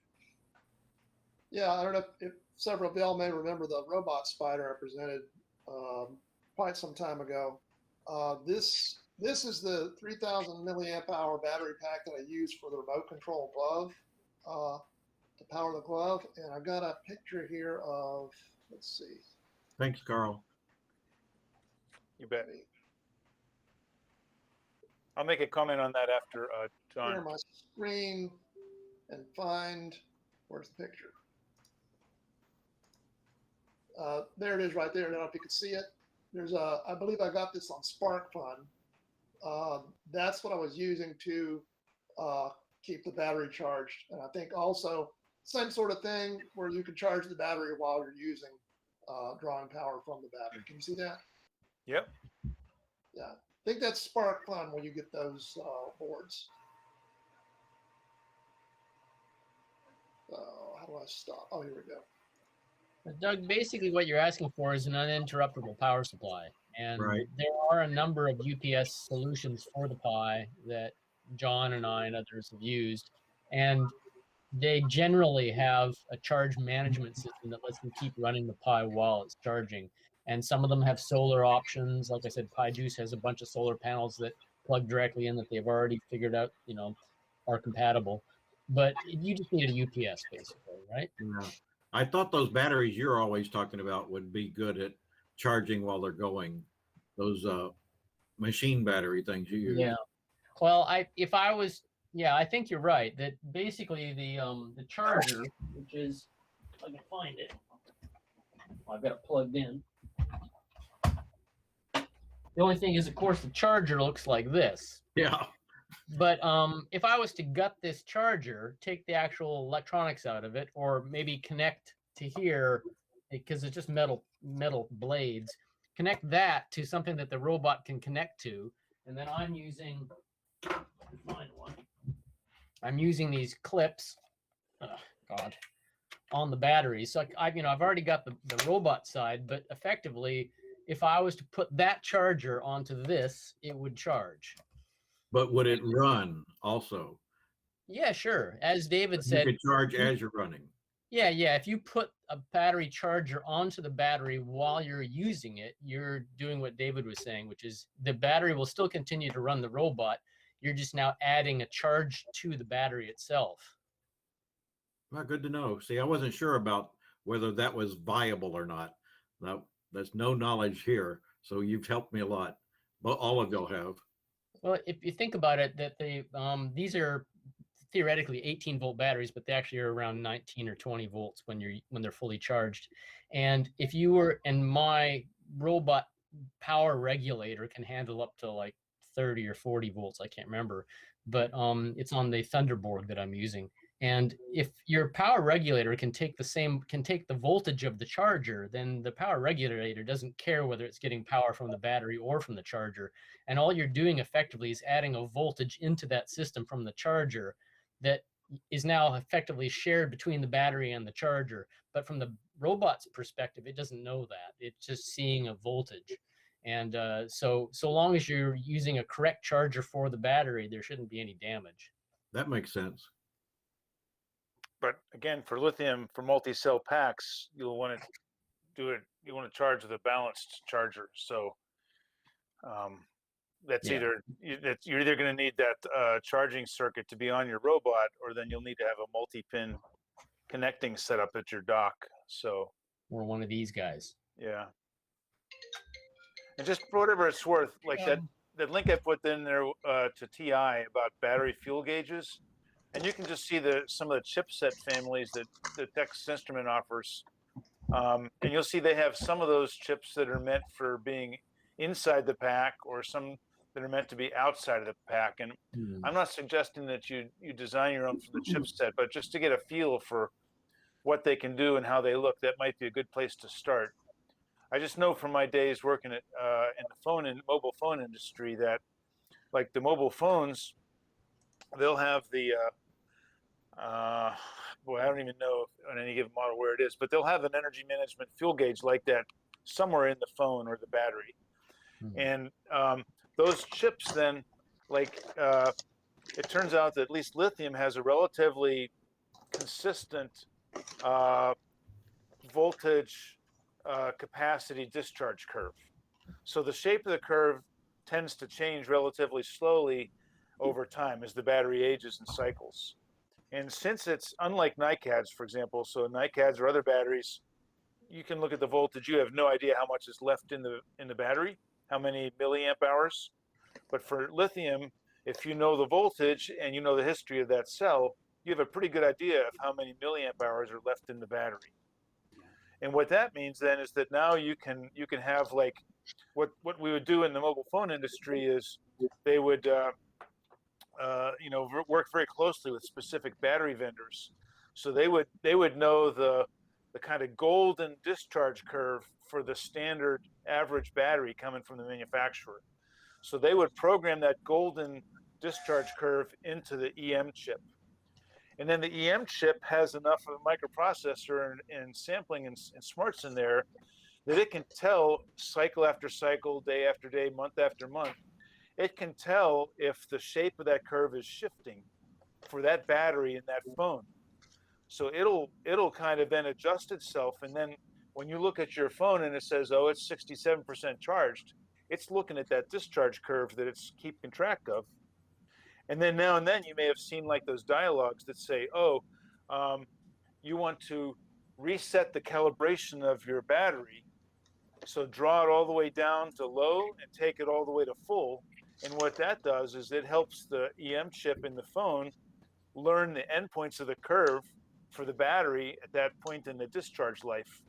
And then it just readjusts the golden curve to fit where that battery is. So that's why, like, it'll say, like, you go in the right place in your phone, it'll say battery health is low or good. So it's looking at whether that curve is shifted over time or not. Yeah, so anyhow, I haven't seen any of us in the club go to that level of detail. It seems like we just take a normal RC pack, right? We charge it up, we discharge it before it explodes, we charge it up, and then we're good. I have a comment here. I have an opinion. Please do. That's the end of my rant on that topic. You're not surprised. As a guy I used to work with would say, that's 200% of what I know. So Well, I think if you're going to work in robots, you're going to deal with a lot of different kinds of batteries. You're going to deal with a lot of batteries, and you're going to end up having to charge and examine them. And my suggestion would be go ahead, spend the money, get one of the expensive chargers that can do all the kind of analysis. I've got one, and they don't even have to be that expensive. Some of the cheap ones even can do some pretty sophisticated things. $100. By charging and discharging the battery and then telling you things about it. But in the $100 to $200 range, you ought to be able to find a good, from the RC, airplane hobby people, helicopter people, and just bite the bullet, go ahead, spend the money on a good charger. The one I have will charge anything, charge lead acid, charge lithium ion, and charge NiCads, and tell you all different sorts of information about them. And I also have a little cheap one. Well, cheap. It's a Triton. Let me hang on a second. Yeah, I think this one will do. A little blurry, Ray. 7 types. Put the name in the chat. I can't read it. Oh, okay. Well, David, here's a dumb question then. If I was to go and buy one of those $50 or $60 or $70 US $70 chargers like that blue one you gave as a gift to somebody, I can get that charger here in New Zealand, fancy one. Could I use that charger for my Makita power tool batteries? Absolutely. You could charge your car battery with it. How does it know what the voltage is? Do you tell it that? You tell it. Yeah. Okay. And you know, with things like, you tell it charging rates, you tell it things like when should I shut off, what kind of conditions should I consider error conditions, and they have temperature probes you can connect to them so they can watch the heat on the battery as they charge. I just stuck one. But I'd have to kind of guess for the Makita what the settings would be, right? You can probably look those up, probably in the manual for the drill. It's usually 1/10 the capacity, and depending on the chemistry, what the cell voltage is going to be. Like the one I have, you tell it what the chemistry is, and yeah, see what is that? 18 volt at 6 amp hours. So you take 1/10 of that, and you got 600 mil max, and you got what is that? 4 or 5 cell lithium. It's actually not 18 volts. It's actually about 19 or 20, but they call it 18. But that's, the one I have, you go in and you tell it, okay, I have lithium ion, or actually the nickel cadmium or whatever, like Dave was saying, lead acid, and how many cells you have. And but I think Carl made a good point, Doug, that you should also consider is periodically you do need to balance charge it. It's not something that's required on every charge, and I don't know what the frequency is. I'm sure you can look it up, or there's recommendations out there. But periodically you do need to balance charge it so that each of the cells has the same charge. It's not an overall summation of the cells, especially as you get more and more cells. If you're talking 4, 5, or 6 cells, or when we were running NiCads, we'd have 10 or 12 cells. So it is important to balance them periodically. I think what's interesting is the perfect battery design is one where you have a constant voltage over the entire charge of the battery, and then it drops off suddenly, right? Which of course makes measuring the remaining charge difficult. So the better the battery, the better the design of the battery, the harder it is to figure out how much of a charge you have left. Right. And I think a lot of these, I suspect too that, my own phone, I have an iPhone, that percentage of charge remaining is probably not anywhere near as accurate as anybody would suspect, or would think it is. So if it says 50%, who knows? It could be anywhere between 30 and 70. Well, there's also the problem that with the lithium ion, they fall below 3 volts per cell, you can damage them. And so it's not just that you need to know. I agree with you, but it's like, even if it's just down the road, you need to know, hey, stop and charge, quit discharging these batteries. Well, I've been working on literally exactly what y'all are talking about. So what I've got here is I built a 3 parallel 3 series pack, and got the balance board. It was just a couple of bucks. So what it does is when it as it's charging, it will monitor the voltage of each set of cells, and when one set gets to its full charge, the balance circuit for that set of cells will turn on and stop it from charging so the rest of the cells can catch up. It's also got an overcurrent protection, over discharge, so once it gets down to 3 volts per cell, it'll automatically cut off the output from the battery pack. Ian, that's cool. So you built the charging system into the pack, did you?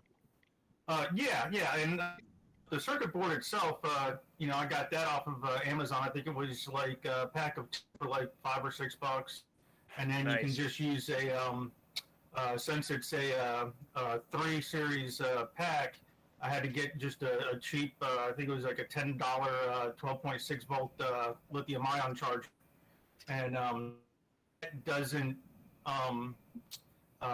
give a balancing protection. That's what the board that I the battery pack itself. And then also Doug was asking with the charging time as running a robot. That's really easy.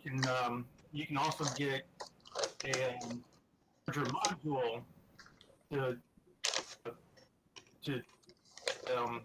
the battery, like a power input, and then you can use 12-volt power supply going through a volt inverter, and so that as soon as you plug in your external the wireless charging that he wants, have it just have feed into the relay and disconnect the battery. You're breaking up really bad, Ian. I think we're losing it. Yeah, I'm hearing that. But basically, he's using the charging signal as a control signal. So it'll I don't know, maybe my internet. Oh, Ian, we're losing you. Okay. But it's a great topic. I would love to learn more about your battery pack design if you wanted to do a little mini presentation sometime. Yeah, I think one of the things that Murray was saying, any charger that you're going to use to actually run the part and charge at the same time, it's going to have the capacity to do both. And kind of like in the extreme case, David Anderson, you were saying your helicopter batteries draw, what was that, like 150 amps or something? Yes. David? Can you hear me? I can. Oh, okay. Sounds like somebody's doing African drumming. Not me. Somebody's typing. But those batteries, they're basically, it's a 40 volt pack made of 2, or 44 volt pack made of 2 22 volt packs. So those are, what is that? Those are 2 6S packs. And while the helicopter's in flight, they're in series. So you have 40 volt, but when you charge them as 2 separate packs. And you have that little fancy connector that comes with all those that has a connection for each individual cell in the pack. The way my charger does is not quite as sophisticated as what Ian was describing, but basically you can watch it on the display as it charges the cells. If one of the cells falls behind, what it does is it begins to drain the other cells. It doesn't charge through that extra cable it monitors, but it can discharge through that cable. So it just pulls everything back to the slowest charging cell, and then lets them charge again. Sometimes when it gets around, when it's almost done, you can see them fluctuate up and down as it's trying to get them all level. But because we hit those batteries so hard, we balance charge them every time you charge them. Just, you know, as they get older, the resistance from one cell to the next changes. And the guys who fly at the very top levels, meaning they have a lot of money, they discard batteries that I would have used for another year. I just But bought I guess my point was is that if you plan on the helicopter, you said, I thought drew some ridiculous amount of current, like 150 amps. Is that correct? Well, when you punch it really hard, yes. When it's running? Yes. It's more like about 50 amps Yeah. when you're just hovering around. But if you punch it really hard when you're Right. throwing it back and forth, yeah, you can get up to Right. 100. But even at 50 amps, if you wanted a charger that would run that thing and charge the batteries I at see the your same point. time, That would be yeah, you're going to have the capacity of both, basically, to charge it and to run it. So Yeah, I just bought a Ryobi battery powered mower, and they've got an interesting design. They have basically 2 bays for 2 6 amp hour batteries, and they just got a little plug that's a shunt that you either plug it in to operate off of one battery, or you pull the shunt out, flip it, and operate off the other. So once you deplete one battery, you could pull it out, put it in, start charging it while you finish mowing your yard with the other battery.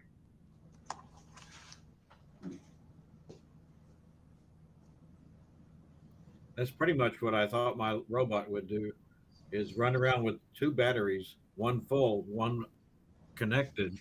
And when it got low on the connected ones, it'd say, oops, let's switch to the other one and go charge. you could And then you can intercept it and pull out the one that needs charging, huh? Right. Then it basically sits on its charger stand and kind of monitors the area around it. Well, My you wouldn't, intention. Doug, you were talking about using some kind of servo, but what you could do is just have an electronically controlled DP-DT relay with the robot being in the center of the relay and the batteries on the outside, and just swap them, and then have a big enough capacitor on the robot side, like maybe 1,000 microfarads or something. I'm not sure how big it would have to be to absorb the moment when you switch. Yeah. See, all that's electronics that I don't even know what you're saying. Well, it's just, all it is you just go and buy a relay, which is just a DP-DT, a double pole, double throw relay. So it has 6 wires. It's like a double pole, double throw switch, but it's electronically controlled.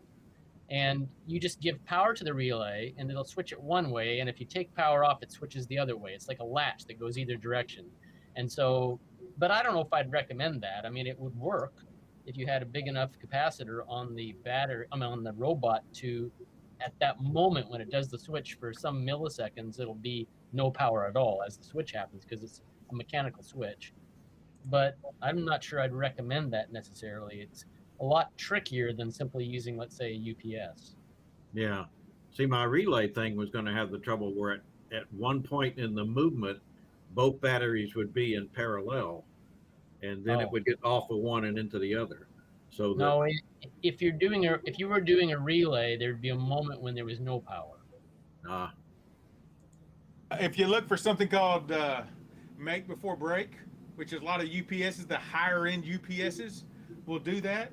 They will actually make a connection before they actually break the connection, so you don't have that little bit of well, they do it actually different way than that, but there's make before break connections there, right? You can go do that. You can do that so you won't have that momentary thing, or just get you a really big ass capacitor and have it charged up for the milliseconds it's going to take to make that change. Yeah, but maybe that's a cheap and easy one, you know. The battery switchover thing just seems a bit complicated, right? I mean, not necessary. Yeah, I think with these other things y'all talked to me about, that would be unnecessary. I mean, that's extra weight, extra cost, and probably unnecessary. I went ahead and put in a link for the closest I could find for the charger that I actually use. Now this is, I don't know how much did they say they wanted for it? $200. I don't think I spent quite that much, but if you look at the link, you can see that it has these little adapters. It's a dual charger, which is what I need for the helicopters, because I'm charging 2 sets of batteries at once. And for those of you who may not have seen, basically this is a lithium ion pack. It's a 6S pack. You can see the 6 cells there.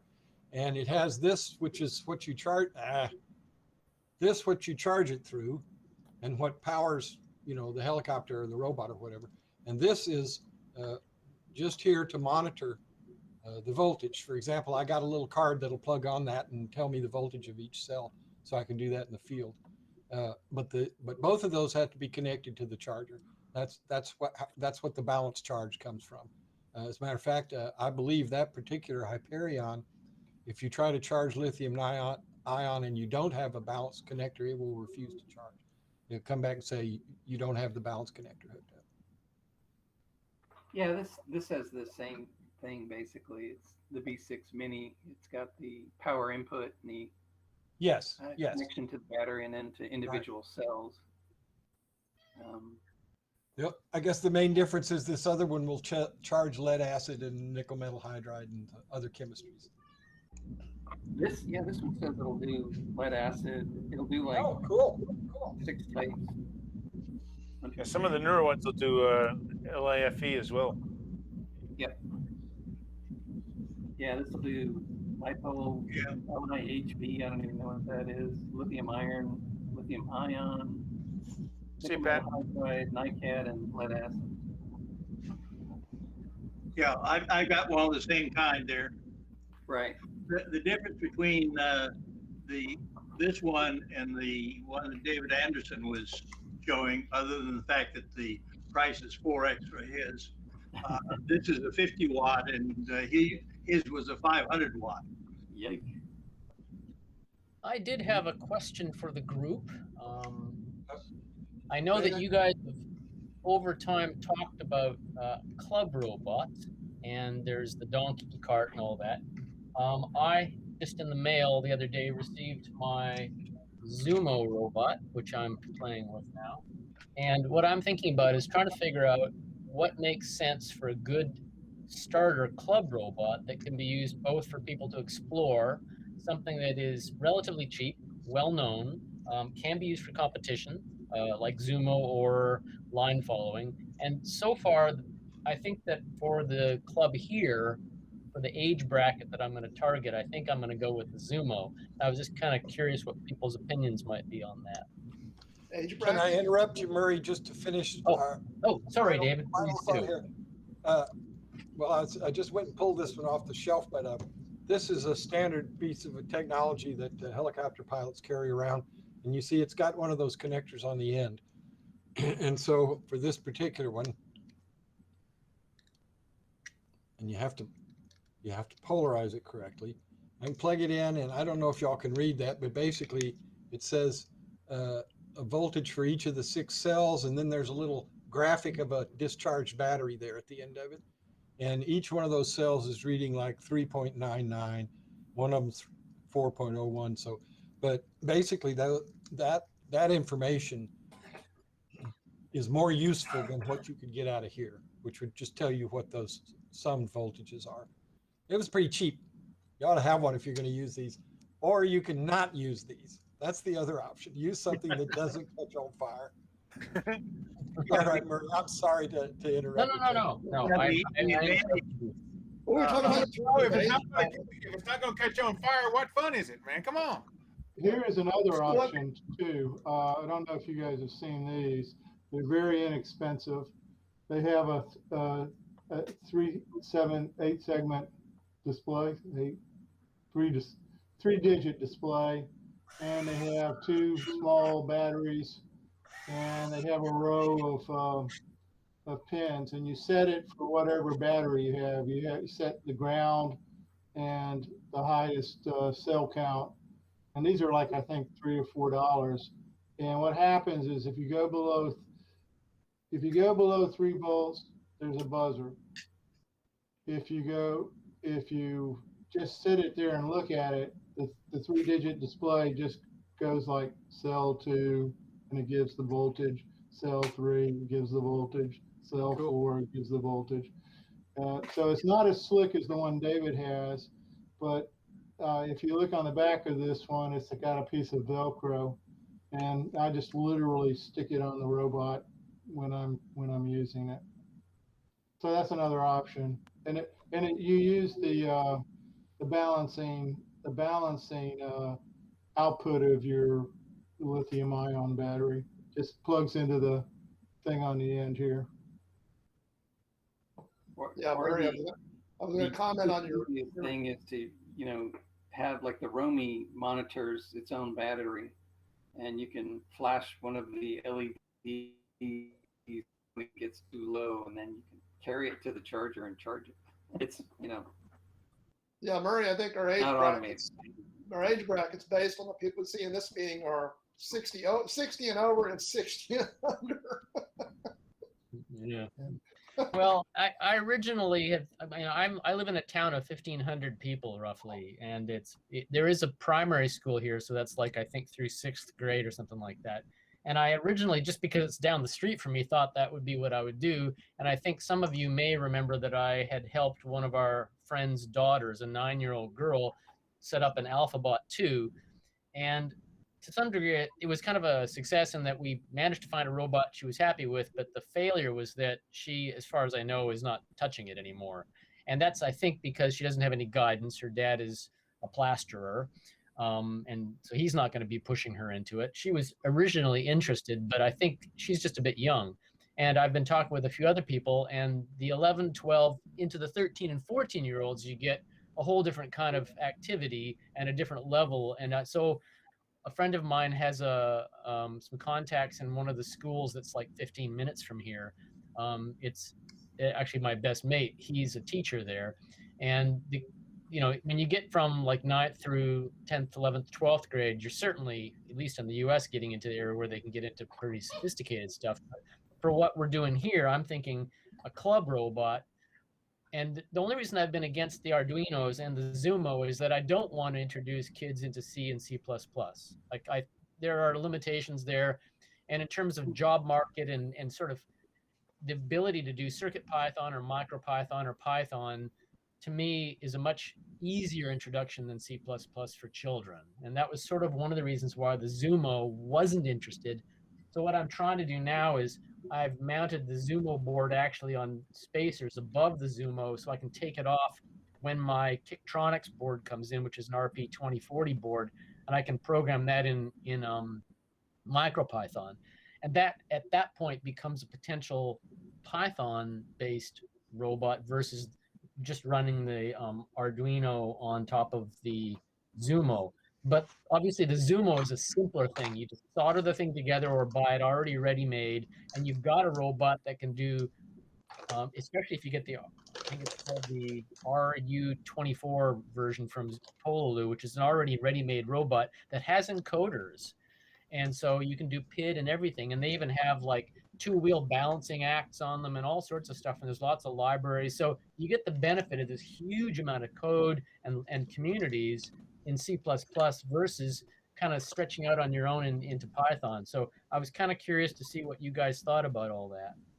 Well, from what I see here, and from what I've done as well, there's a lot of different aspects that the kids can get into, but what you're alluding to is the easiest thing for them to get into at that age is the programming part, and not necessarily the electronics, the mechanics, and so on.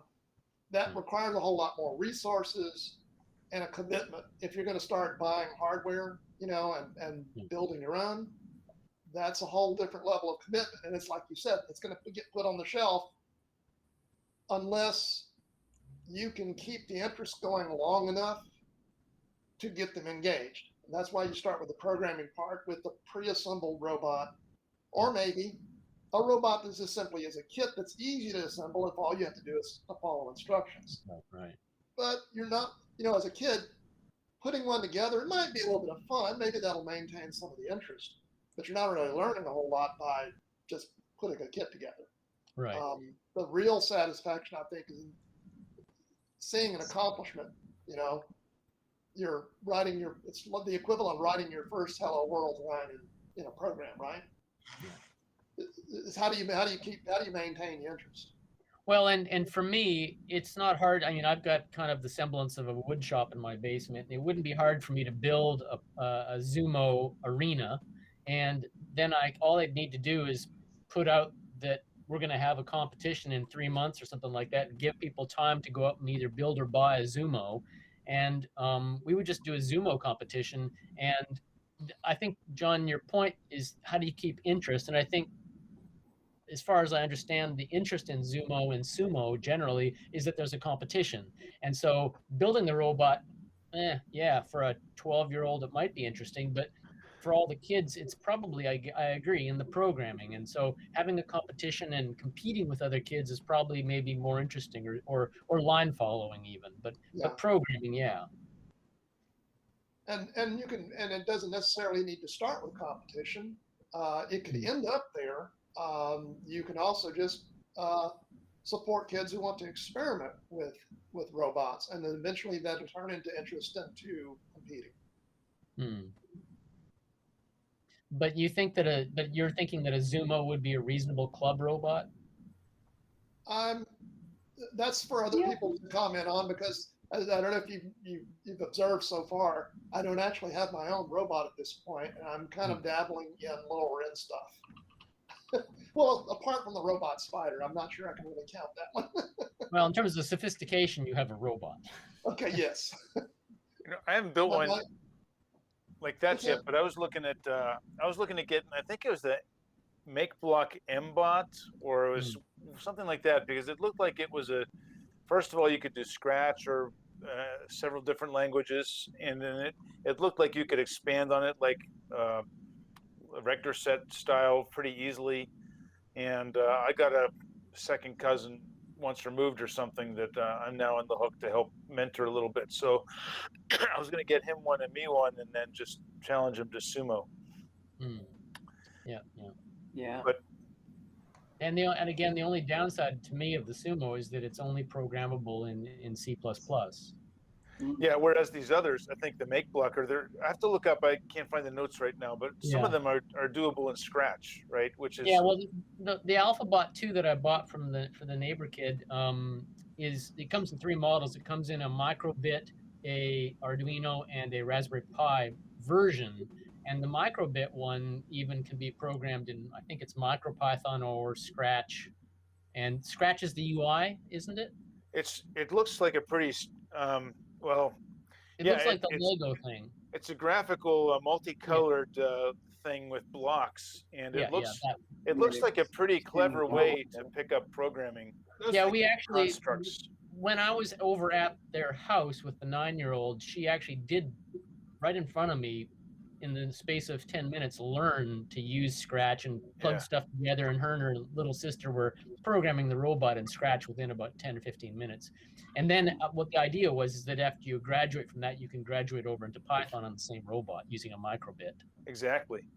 But I've seen, if I saw it correctly, you can actually do some pretty complicated things in Scratch. I mean, and you can do them in physical world, and they have some, I mean, kids have written games in Scratch, full-on video games in Scratch.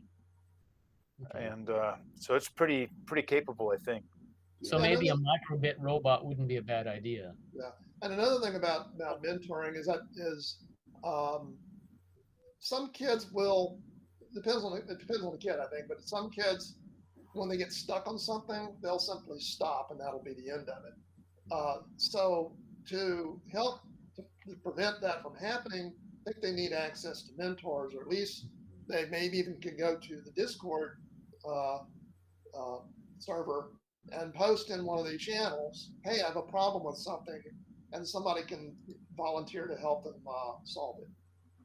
Yeah, it occurs to me that we haven't had a lot of contact with that family for about a year, I guess. But that little girl now is, I think, actually 11. And if she still has interest, I could basically say to her dad, look, here's a link to the Discord channel. She can ask questions and we could help her. That's, as a more general solution. To the topic you were talking about, a microbit robot, the way to do that or use that is something called makecode.com. And it's got a Scratch interface to it, but it's actually called Blockly. That's like Google's version that Microsoft has put out there. But it's got a thing at the top of it, as far as I'm talking about, you're talking about getting them to code and getting them set up for maybe getting a job coding and stuff. And I know everybody loves Python, and that's great. But this particular one is, once you do it all in Scratch or the Blockly, the graphical thing, you can hit a button at the top of that, and it translates every bit of what you just did into JavaScript. So you can put on your big boy pants and still do, I say big boy pants, big person pants, trying to be all inclusive, right?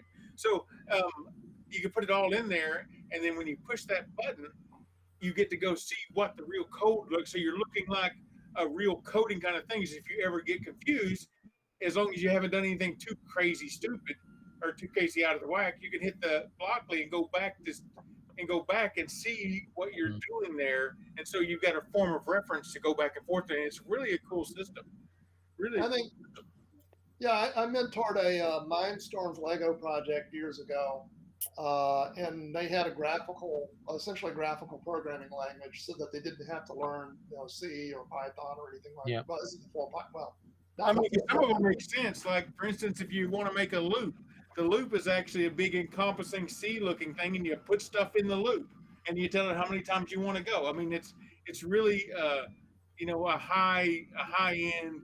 Get the ideas behind it, then you get to go into nitty gritty as you get further into doing stuff. It's been a long time since I've been to high school, but I get the impression that nowadays they're actually starting to introduce programming languages in high school. Does anybody know what the trend is? Actually, I mean, you guys in Texas would know this. One of the young guys that got in touch with me, an Indian name, Isham or something like that. He got in touch with me on direct message on the Discord channel, and I sent him an invite, and now he's a member of the group. But he's actually been in one of the Austin, Texas FTC competitions. Apparently, he was in a competition against Iron Rain, so he even is aware of that competition. And he sent me the link to their website for their club, and I have to say that, I went to high school in Iowa in 1979, and I was enormously jealous of what these kids were doing. I mean, it was incredible robots at high school level with teams of like 30 or 40 kids all doing, it's just amazing. So, yeah, things have changed a lot since I was in high school. His competition in his high school class robot looked really impressive. Yeah, Austin has some really killer teams. I can't remember the name of this one. I probably have it in a link somewhere. But yeah, he knows of the Iron Rain group. He hadn't met anybody. I mentioned your name, Kareem, but he didn't know who you were, of course. But sure. But yeah, it was like in Texas. There's plenty of stuff going on. So in high school, the APE Advanced Placement Computer Science is still being taught in Java. Wow. Well, Kareem, you must have thoughts about how to introduce young people to robotics, since you have been doing that for, what, 3 decades? Yeah, it's been a long time. Yeah, it's all age dependent, and I think it's very well proven that block-based programming is the way to go if you're sort of under middle school age, even into middle school. A lot of them are starting out that way, and then migrating to more proper languages in high school. Do you think there's any differentiation between C++ and Python at that level, when you get to that level of starting to put them into an actual language? So in college, everything's drifting towards Python pretty standardly, and more classes in high schools are starting to do that. If you're taking AP, computer science still hasn't switched over, but if you're doing like a dual credit class with a community college, often those are going to be taught in Python. So that's going to be more common. However, Python's not quite as, so Python has a lot of cool advantages for robotics, but in terms of infrastructure support for robotics, it's still not quite as fully developed. I can compare because I'm a retired software engineer, 34 years, and all of my experience, or almost all of my experience, has been in C and C++, and I only started learning Python on my own a couple of years ago. And the level of difficulty of C++ is there's so much abstraction and there's so much in syntax and so on that has to be learned and absorbed, whereas Python touts itself, and I think rightfully so, is one of the easiest to learn programming languages. And not only that, a lot of the stuff that you would have to code yourself in C++ is actually baked into the built-in functions in Python. So there's much less low-level programming going on because you have so many packages, so many libraries available to do stuff that you already want to do. I mean, I just created my first web page with less than 10 lines of Python code. You say less low-level programming going on, like somehow that's a bad thing? Not a bad thing. You know, as a matter of fact, I'm a nuts and bolts guy. You know, I do lots of nuts and bolts programming with my projects here. We're just talking about how to get in the front door in terms of robotics and programming. That's where Python, I think, has a big advantage. Let's get your foot in the door, but you can still kind of do some nuts and bolts programming if you want to. Well, and my David, only real beef with Python is multi-threading support.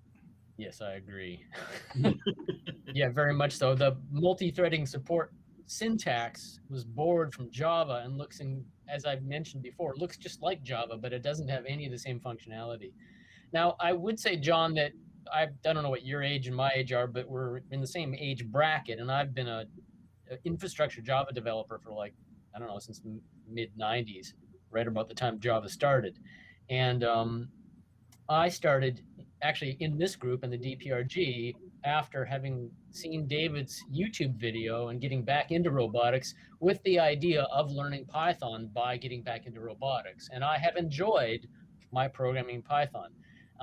David's comment on low level versus high level, I take as part of David's ongoing criticism of high level languages. But the only thing I can say to that is that actually, from the standpoint of the availability of libraries, if you want to write PID controller, which I've done, you can.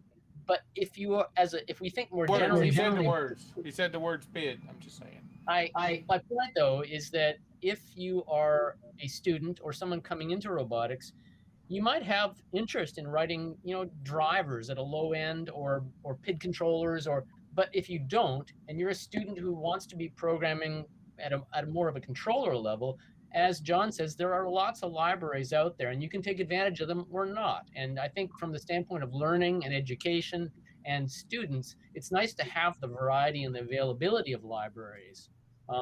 Python is a great language for that, I have to say. Like I didn't have to write my own quaternion library. It's like, wow. If you can get all the libraries to be at the right compatible levels with each other, and it doesn't screw up your desktop programming environment because you've got you have to put everything in its own little container, or environment or whatever they call it. I mean, yeah, it's a virtual Python is a nightmare if you're trying to do multiple projects and trying to keep it all in sync. So, I mean, each language has its advantages.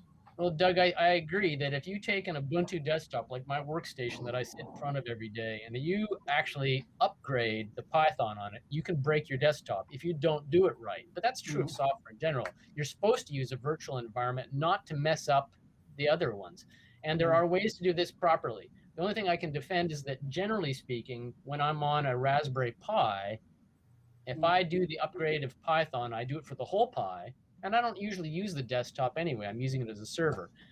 So I don't think Python should be blamed for that. That's simply that anyone who's a professional programmer in Python, and I used to work at the Weather Service here where they had some PhD scientists all doing Python programming, they'll all tell you that's your fault. You're not doing, RTFM, you should, if you're doing that, you're doing it wrong. And you should be installed in virtual environment. How many times have you broken your Pi because you've done something different in your thing? Never? Well, here's the thing. Yeah. I learned. But the point being is that we're not. How many versions of Python do you have on your thing if you're using environments? If you're using environments, you're not. We're not talking about the suitability of a language for professional programmers. We're talking about the suitability of a language for somebody who wants to learn and get their foot in the door, right? Yeah. Well, so we have a very specific set of requirements here. Yeah. Well, I have to question that, and it's a very mild question. What I hear, John, you and Murray saying is, you know, well, those children, they just, you know, they'll just drift away if we don't keep them fascinated. You know, what can we do to keep them fascinated so they won't drift away? And my question would be, why? What's the purpose? I'm not actually asking that question, David. I'm saying that if someone... No, it's been mentioned a number of times that, well, we have to use this language, we have to use this platform, we have to use these kinds of approaches to teaching programming, or they'll get bored and drift away. So my question is, why is it you're so concerned about young people getting bored and drifting away from robotics? That's not, I think you're being a little unfair because that's not really what this is about. It's about the barrier to entry. And if the barrier to entry is very, very high, it causes a level of frustration and kids do get frustrated and quit. Whereas if you give them enough of an environment, which is a little bit easier to deal with than C++ and having to deal with malloc, you know, they can do that without running into big barriers to entry. And I think that's all. I don't disagree, and I'll let it go at that. I'm just curious why it is. I mean, you're a roboticist, you build robots. Why are you so concerned about young people and their frustrations? Why is trying to draw young people into robotics a thing that you want to do? Well, I'm trying to create a club. Why? Oh, why am I trying to create a club? Yeah. Why, you know, look around this group. There's nobody under 30 in this group. I've never been in a robot group where that wasn't So true. that's exactly why. Well.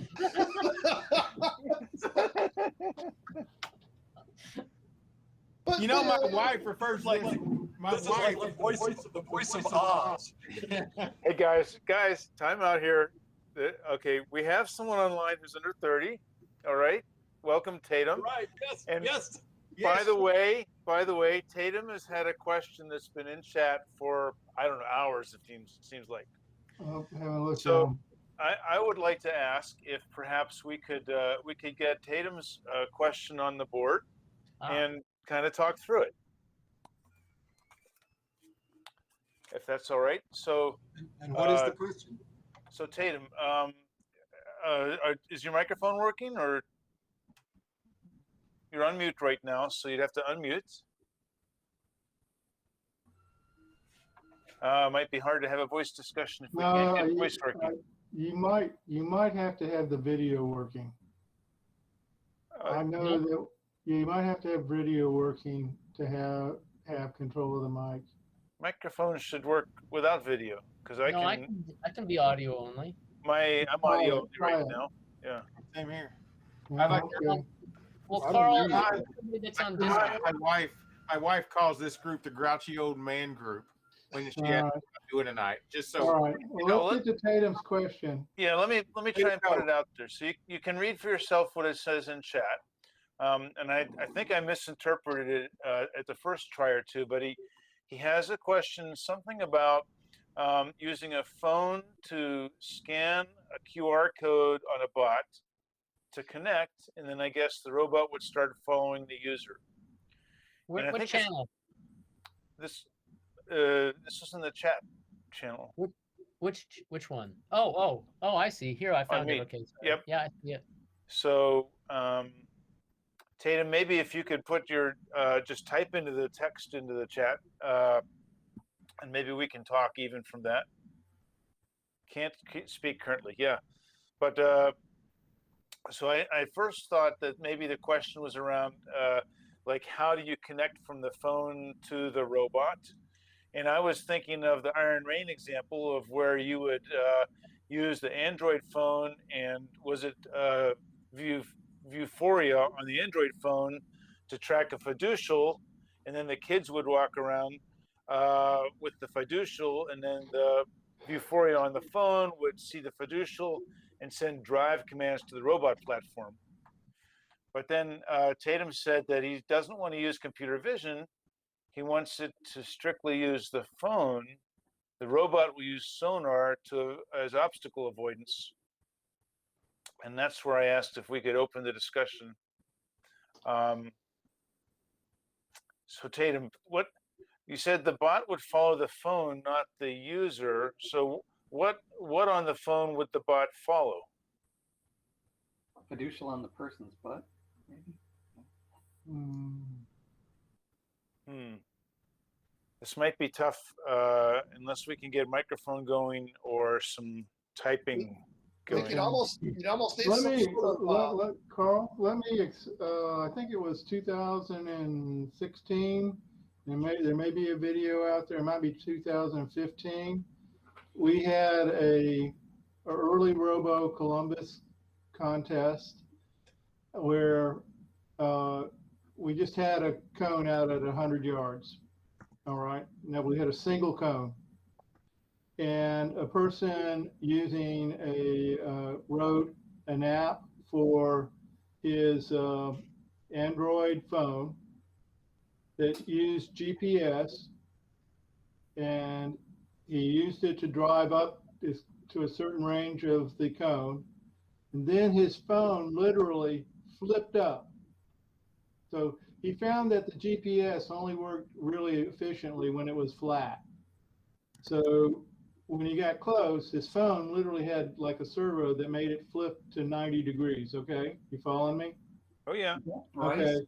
And at that point, since he used OpenCV to essentially find the cone and drive up to it and stop, and that was all he had to do at the time, and it was all done. Everything was done on the phone, and it was all in Android. I don't know if that is what he was talking about, but I know that we've had that experience. Aren't QR codes effectively just a blob of text you get after you scan them? And that blob of text could be anything like, I scan on this QR code, type in this character, now I'm going to follow you or something. I don't know if it needs to be that difficult. Am I just misunderstanding the problem? I think Kareem mentioned on a previous session that his group was mostly working with Android. Is that right? Kareem, are you there? David, I think. Sorry. Yeah. Sorry. Sorry. The question was. Aren't you guys mostly working in Android now? Yeah. We use so we've converted all of our robots. We used to have Android phones on the robot as the robot brain, if you like, and now we're using a Rev product called their Control Hub, which is still an Android device, but it's also got motor control ports and I/O and all that other stuff available on it as well, and it's running the Android TV operating system. We still connect, like the operator will still connect to it over Wi-Fi or Wi-Fi Direct from another phone, and the controller might be attached to that phone. And that's basically just sending intentional commands about like modes you want to put it into. And we've put things like, high res or RTK GPS so that the robot might know where it is in space outside. But the question was sort of, does it follow the phone itself? And I'd say no. There's no. Your typical phone doesn't have any built-in mechanism to, and the robot doesn't have. If it has a phone on it, typically doesn't have sort of like a directional pickup for another phone. There's like Bluetooth low energy and things like that. But as far as I know, there aren't things that indicate where the operator's phone is in space, other than just relative Wi-Fi strength signal. Well, normally when you want to orient on something, follow a beacon or anything like that, you usually have two sensors, and one of them tells you if it's stronger on the left or if it's stronger on the right. And sure. And so I wonder if there's some way, this phone is radiating, it's got a Bluetooth, and I wonder if there's some sensor, some way to sense that in a bipolar fashion that would allow you to hone in on it. You might be able to use the tile. Yeah, so the tile, there are even for the single Bluetooth antenna in phones and like Find Your Object tiles, which have a single antenna. There used to be apps where you could move your phone. You'd have to walk around physically with just one antenna, but the app on your phone would tell you if the signal is getting stronger or weaker. But yeah, so David, I think if you had two antennas, you could do, in theory, you should be able to do some kind of directional thing, right, and tell whether the signal strength is increasing or decreasing as the pair of antennas rotates a little bit. But you'd have to have antennas pretty far apart on a robot. Yeah, because unless the roll off of RF is so strong. Yeah. Because I mean, yeah, because I can go down to my local, even in New Zealand, where we almost have electricity here sometimes. I can go down to the local store and buy one of those little RFID, or no, they're actually Bluetooth beacons, and you can put them on your keys, and they use them as a key finder with your phone. But I don't know if they give you direction. I think you just wander around your house looking for the signal to get stronger. I don't think it's not like directional at all. Okay, how about those guys the hobby rocket guys that send them up to real high atmosphere, and then they have to go look for them when they land, and they got these headphones and a thing, some kind of Yagi or some kind of directional antenna. Yeah. That they walk around and find where their rocket came down. Maybe that's just Yeah, don't they use that like when they're tagging a moose? Isn't that the same kind of tag, I do that all the time. Yeah, right? Moose tagging in the U.S. But I know I did like forcing The games. Moose Finder robot will be our next big competition. We'll have to tell Pat next week. Tag your moose robot.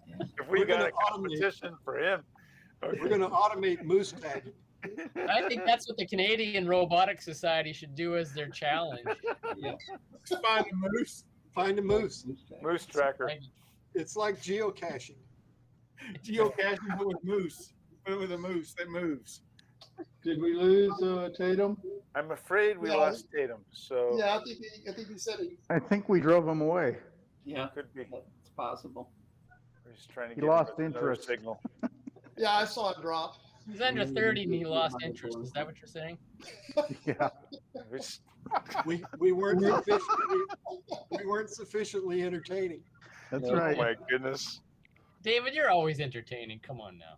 Yeah. Well, I've wondered about this before because, and this is just me, and I understand that it's just one of my own idiosyncrasies. It's sort of the same thing about all the emphasis there is from time to time on growing the club. It's not something I object to, but I just wonder why people are so focused on it, rather than say, go home and build a robot. I think it's too small, it disappears. It's a case of different strokes. I guess the real question goes to, do you personally get any satisfaction from passing your knowledge along to someone else and then inspiring? I do, but I do that in other parts of my life. Okay, you mean not with kids? Well, I have my own, but okay. It seems that the field that the people on the screen here have chosen to engage in is a hard field. It includes electronics, it includes mechanics, and it includes software. And if you want to do it well, you have to be able to do all three of those things. And it's one of the things that's attractive to me because I like to do those things. And given that it's hard to do, and that's one of the reasons that it's attractive, is because it's hard to do. I'm always a little puzzled at the need for the necessity that I hear a lot was, okay, well, how do we get young kids into this? And I'm always thinking, why? They're not going to stay. It's really hard. If they're fascinated enough on their own to stay in it, even though it's hard, we don't need to try to attract them. They will attract themselves. So I say I'm not opposed to it. And some of my favorite robot memories. I'm going to say that's wrong. Well, I was hoping to get a response, as I say, because the right person in this group that's an expert on all this is Kareem. Well, I have my own experiences. So I do it for selfish reasons, right? I do like to pass on my knowledge. I do like to create more people who are versed in technology and solving problems. And I get my own enjoyment just out of sharing that interest with other people, and I can have a bigger impact on the younger ones who are more ready to learn. And that's the primary reason I do it. It's completely selfish. You might want to consider what other factor does it promote the club. Yeah. So that's also a thing that David brought up, right? And I would say that attrition is a real issue. One way or another, we're all knocking off at some point, right? True. There now, it is. Whether you actually care about the long-term viability of the club and make that your heart and soul or something like that, we can all have our own opinions about it. But I'll also say that it's not that hard. So it is hard. There's no doubt about it, especially if you go down into the weeds or the nuts and bolts of really low-level stuff. It starts getting really difficult, and really you do have to employ all of those different disciplines. So you might say that, well, we've made it too simple because now they can ignore the electronics. They can sort of snap together a lot of the hardware, right? And coding is being made easier and easier as we go along. So yes, they're not getting a hard a bath in robotics like an adult would be able to do it, but kids need a gradual entry, and there's hundreds of thousands of kids doing robotics these days in just this country.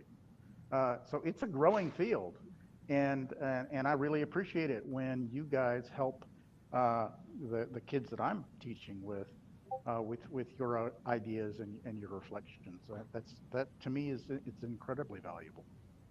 Well, Kareem, I just wanted to say thank you, Kareem, because actually to answer David's question about why I might want to start a club in New Zealand is that when I think back of my time, I was describing to my partner, who is Japanese, whose experience in school was entirely different than mine, that I had a number of teachers who became mentors to me, and both at university and at high school, who I look back on as incredibly good teachers. And I went to high school in Iowa, which at the time was number 2 in the US, and then university in California, and I had incredibly good teachers.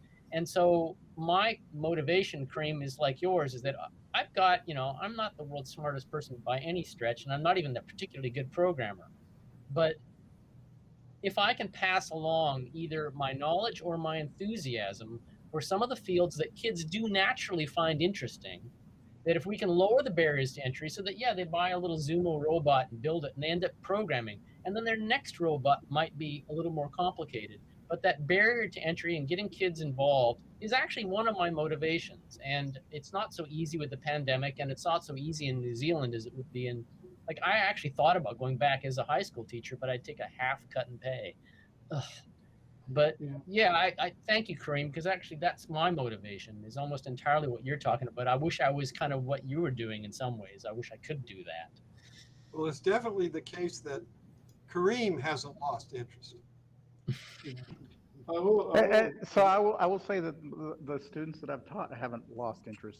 I've so far I've only graduated a little over a dozen, I guess, from high school, and they're all in great colleges, and only like 2 of them are actually doing robotics now, but they're all in technical fields, and they're all better for the experience, and they can all tell you that the robotics stuff that they were doing, not just the robotics itself, but the teamwork, the hard technical problem solving, the sticking with it, to progress a project.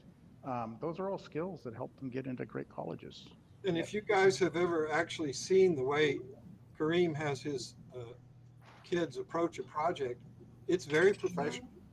They're not. He doesn't cut them any slack. They're actually expected to adhere to some pretty rigorous processes, and those sorts of things are valuable no matter what you end up doing. I don't have any problem with that. I would think more from, as I say, from my own personal selfish perspective. You guys have demonstrated very generous perspective, so I'll provide a more personal, selfish one. I think the way that the Robot Club succeeds is by building and fielding amazing robots. Everything else flows from that. Why would anybody want to learn what we have to teach if what we have to teach is not interesting? So the first step is that that we have to be able to make robots that are amazing. I think of us not as a hobby robotics group, as an experimental robotics group. And I've used this analogy before. It's sort of like where the Wright brothers were when they went out to Kitty Hawk, where the field was brand new. Nobody knows where it's going. Nobody knows what robotics even means or what it will turn into. And so we're at a point where a couple of guys in a bicycle shop can weld together a prototype and change the course of history. And I think that we're in a position to do that. If we were to accomplish that and then pass those ideas along to other people, that makes sense. I'm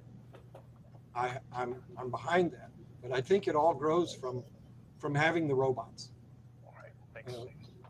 I'd like to, as I said, that's my own personal selfish perspective. Yeah, since I've wrestled with David on this on a couple of times, because I'm always the grow the robot club type person. And the reason for that is you've got to have a steady flow of new people, new good people who can take the club to the next, keep it going. Otherwise, I'm going to use Carl as an example here. Carl's been in the club 4 years, 5 years, 4 or 5. 5 years. Okay. And then, now he's president. But if he wasn't here to be president, we would probably be rehashing some old group of people and asking them to do it again. All right. And, Ray was a president, I've been a president. We've never talked Kareem into being president, but, no. Where do we go next year? This is I stuff. will not be president. Right. So I know. So the trick is you have to. The other person I was thinking of was Steve Edwards was president. the person where we're going to do the. God, why Steve. can't I think of his name? Steve. Steve, yeah, Steve. Edward. Yeah. He was another one. He came in about after in his 3rd or 4th year, he became president, and he's still associated with the club, and but he's not as active, but he is a member. So Doug, to summarize what you're saying, what I'm saying is, so you have to have the people. You have to have an introduction. There has to be an introduction to the club. All right. That we I need think new members. Robot Builders Virtual Night Out has been a great introduction to the club. Okay. I'm really been blown away about the people that we've met this year. Now, but locally, we tried when we weren't doing things virtually. We were trying to do this stuff locally, and I've taught a couple of beginners classes, and that essentially we fill up the classes, but we don't get a lot of carry through to it. Right. Maybe one, maybe two. A lot of them see people come in and see one of our competitions and say, "Hey, I'd like to try that." All right. I would say we probably get more from that sort of event than we do from, teaching a beginner's class. Well, doesn't that just make my point? No, I'm not. I still think we have to have the beginner class because you do pick up a person. I'm not saying we don't have to have the beginner class, although I do think that the reason I was laughing was because it seems like your argument is that we have to always have new club members or we'll run out of people to be president. If you're not, okay. Well, that is hey, true. There's no doubt about it. David, there's some truth to that. There's some absolute truth to that. Yeah. You've got to have new blood who'll step up and lead the club for the next year or two, and you got to have that. I mean, if you don't have it, then it's just going to fall apart. Well, us at DPRG are not the only ones with that problem. I am a past president of the Dallas Magic Clubs. Like, hey, pick a card. Is this your card kind of stuff? When we get together sometime, I'll show you some cards, right? I'll show you some tricks if you like.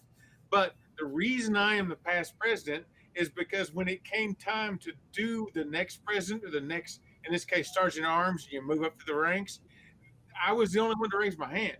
And I only raised my hand because nobody else did. So they have that same sort of problem too about how do you get new folks and keep them interested long enough to become contributing members and be awesome folks like everybody we have here tonight doing stuff. That's just a hard problem, and we're not the only ones trying to solve it. Let me comment as a member who's only been here for 2 months, and one of the first things I have realized and recognized in this club is most of the people here are very much individuals. They're very individualistic. They do their own thing. They build their own robot. And the value that I think that a lot of you probably get out of this is showing up at these meetings, asking questions and presenting things, and then sharing those ideas. What Murray's suggesting is not an all or nothing, you're all in or you're all out.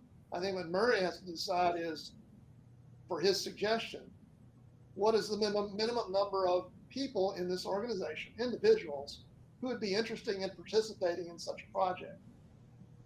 And if there's enough individuals willing to participate, then run with it.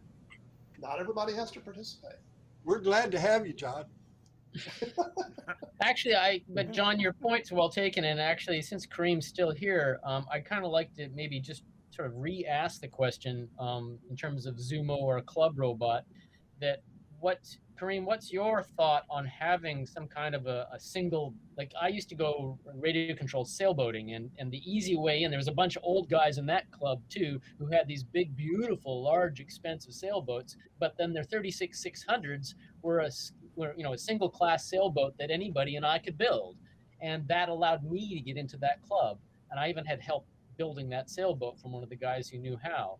But what I'm wondering is if I come up with a single design robot like a Zumo or something, and that's the club robot that I promote in New Zealand in a smaller country, what do you think about that as a trying to lessen the barrier to entry?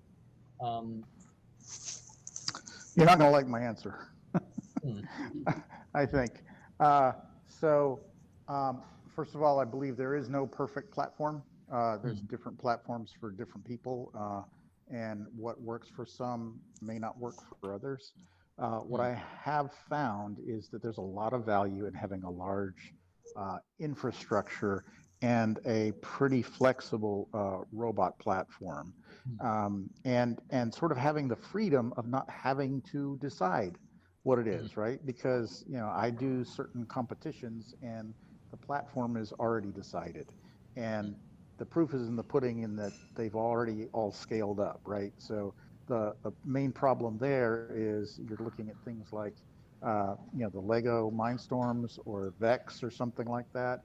They're expensive platforms. They're not necessarily super rugged, but they're very flexible and very well supported. And there's a lot of curriculum behind them, and a lot of people have experience with them. So you're going to find it easier to sort of cross-pollinate ideas and interest.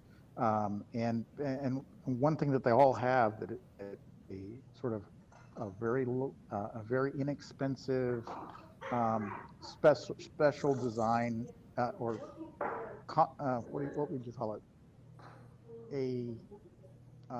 Like a typical like a purpose-built sumo bot or an entry-level two-wheel differential steer robot. That is a fixed design. They don't have the flexibility that gives the students enough freedom to create all sorts of crazy things. Whereas the platforms that we have settled on, for whatever reason, tend to have a lot of flexibility associated with them. So maybe, it's a more expensive entry point. There's no doubt. Kareem, when you use the term infrastructure, what exactly do you mean? So I'm talking about everything from existing lesson plans to being able to get your hands on the equipment, the parts, new parts, very rapidly. You look at the Lego Mindstorms. That whole building system is available to you, and you can come up with some. They're fragile by the standards of people who build robots out of metal, but you can come up with really creative designs and mechanisms out of that, and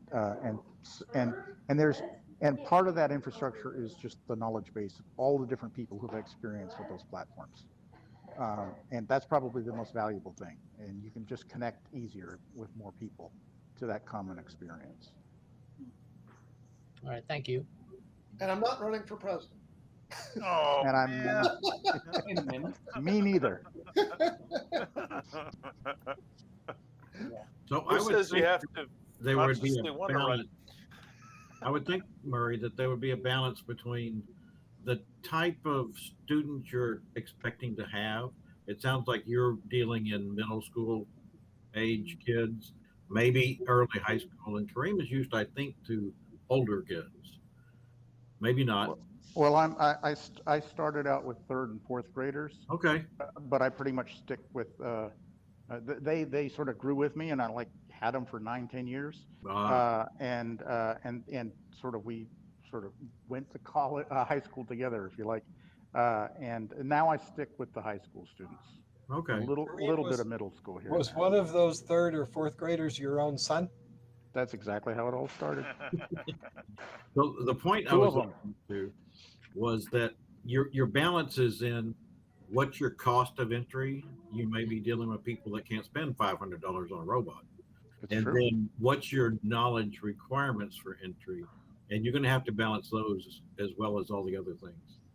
Yeah, Doug, that's exactly right. And I think part of the difficulty is that being in New Zealand, there's shipping costs, and the cost here for everything is a little bit higher because we're buying in US dollars and all that. So a $100 robot in the US is like 150 here. So there's that as well. And like even that AlphaBot 2, by the time I got the AlphaBot 2 and the batteries and the charger, all that together ended up costing $250, which is way too much for a club robot. And it was a lot for this family. Right. So it's a real challenge. And again, the one thing I'm trying to do is keep that barrier to entry low enough that anybody, and the idea is, and again, I'm not trying to create a club for a particular group of people. It's open to anybody who wants, but my target starter group would be like high school students, because I think they'll have possibly their own money at that point, and they'll also be able to program in a language like Python. One of the things that I think you just alluded to was that we'll also get some participation as father-son, father-daughter pairs. You want to watch some more games? Yes, yeah. And I'll go ahead. Sorry. Go ahead, please. I'll give a nod back to David's point about you give them something that's easy to do. What's the next project, and the one after that, and then the one after that, right? So that they continue building their capabilities, their interests, they get deeper into it.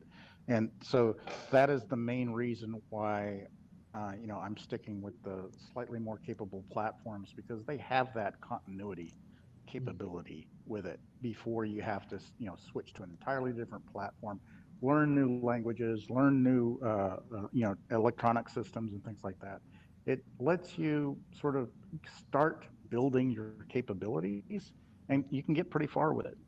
I had students that did Lego stuff for 4 years, and they were doing just amazing things by the end of it. And they were writing PID controllers in block languages and things like that. Right? So, and just amazing contraptions. So there's a lot of capability there to explore. Well, if I will just add to that the reason I got interested in robotics was because when my boys were little, we built Legos. And we got a DAC2 Lego set, which has all the gears and motors and everything. Especially my younger son was real skilled at it. It would just blow me away, the things that he would come up with. But right away it became apparent that these things were dumb, and that this is way before Mindstorms. They needed some kind of controllers. Otherwise they just run into the wall. And once you don't want your robot to run into the wall you're all the way over the cliff by then. It's a slippery slope after that, huh? It's getting. It looks like it's getting pretty late here, and then look, we had a few minutes left. I wanted to show something that I was working on. It's not a robot, but it is sort of, technically related. It's I think I talked about it last time, my street security camera. Yeah. That's motion activated. And I've been working on it recently. Whoops. Entire screen. And where is it? Where's the web page? Oh. We got the Discord view right now, John. Oh, stop sharing. Let's see. Wrong page. Try again. Second. Present now. I got two screens and I get them confused a lot of times. There That we happens go. to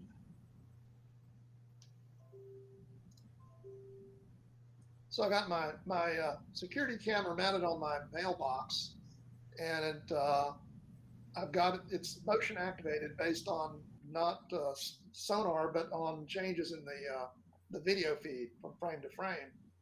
So you can see it's picked up several cars going by, and it's using open ALPR to do the license plate recognition.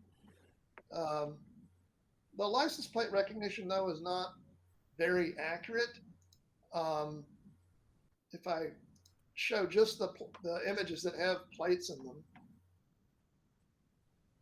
So has You'll anybody see- mooned your camera as they drive by, knowing it's there? No, it's No like, mooning, matter of huh? fact, one of the design constraints was to keep the camera fairly low key so that nobody wanted to mess with it. Okay. So one of the interesting things I was working on is an algorithm. Well, let me back up a second. What What's the OpenALPR question does again? is when it detects a license plate, it tries to perform optical character recognition on the contents of the plate, and then it gives you up to 10 results in varying degrees of confidence. But the algorithm's not really that great. So what I did was implement an algorithm called the Fisher-Wagner algorithm that basically is how similar are two strings. So if I'm searching for a particular license, all right, say this one here, what I want to do is to look at all the possible results that it's returning and figure out how close are these two strings to each other, because it's not going to be an exact match. So basically doing kind of a fuzzy match. And I can basically change the matching strength. You can see it's getting a lot of false hits here. If I lower this down to maybe 2.2, it'll come up with far fewer candidates, and I can pick one here. This one was under 1.0 on a match. I know it's hard to see, but yeah, that's it right there, 1421957. I picked that one because we got two police cars that patrol our neighborhood, and the last digit on their plates differs only by one. So occasionally I'll pick up the other police car. Let's see, let me raise the matching strength. So maybe it's this So one. you found any bad apples? In the No, group? not yet. Yeah, that's the other police car, 1421958. So that was a little interesting task of coming up with an algorithm that does a fuzzy match on those plates. That's all I had. So is there a donut shop nearby? Is that why the cops keep coming by? There is a half a block away, but no, they're doing their job. They're patrolling, on a regular basis. So did you use the Fisher? I mean, it's pretty neat. So the Fisher-Wagner then, that helps you get past the noisy results of the OpenALPR somehow? Right. The OpenALPR, there are lots of times where it will get close, it'll be one or two characters off. And it has 10 different results of varying confidence to pick from. So basically, I'll just have the algorithm go through all 10 results and find one that's within this number in terms of suitability of match. and I can make the filter stronger or weaker so that I can, limit a lot of the false positives. Oops, well, it didn't give me any different results there. Try that. Oh, I see. So the point is that you can then enter the search for a given license plate, and then it will use this Fisher-Wagner algorithm to find the plates that are exactly that or a close match. Yeah, it does a fuzzy match. It finds the closest possible matches based on my level of strength of the algorithm there. So it's not okay. So this is assuming you already have a license plate. You want to see if it's in the neighborhood. Right. That's okay. Because I was thinking from the way you were talking that I was imagining that from the use case that one of the things might be looking for patterns, so that maybe you were looking for clusters of license plates, like does the same plate show up time after time, same time every day, or around. Like, are they casing a joint? Then we had a theft. Right. Well, no, that's the ultimate goal is security for the neighborhood. Is whenever there's a package thief or a crime committed, if I have an image of a car that was in the neighborhood at the same time, I could go to the Richland Hills Police and say, hey, does this help? Check this guy out. Or it may actually even catch, if there's somebody, if it's one of my neighbors, it may actually even catch them in the act.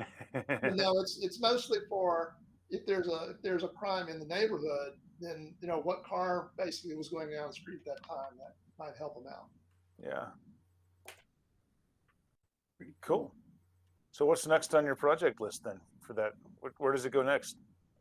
Well, that particular project is I've got some parts coming in because I do have infrared.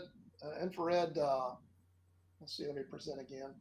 I do have some infrared LEDs on there, and let's see if I can find the image. There we go. Basically, I've got an array of infrared LEDs on there because this camera that I'm using for the Raspberry Pi, the lens comes with an IR filter that I've removed. And so with IR illumination at night, I can get some of these plates will show up really bright because a lot of the Texas plates, they're designed to reflect infrared very well. So I've got some more parts coming in because the illumination right now is not quite suitable. It's missing a lot of cars. And the other thing is I've got a couple of different settings, one for daytime and one for nighttime. And I have it switched between day and night based on the time of sunset, there's a module that you can get a download for the Raspberry Pi in Python that allow you to do dawn and dusk calculations. But what I'm going to do is I've got matter of fact, I just put it together.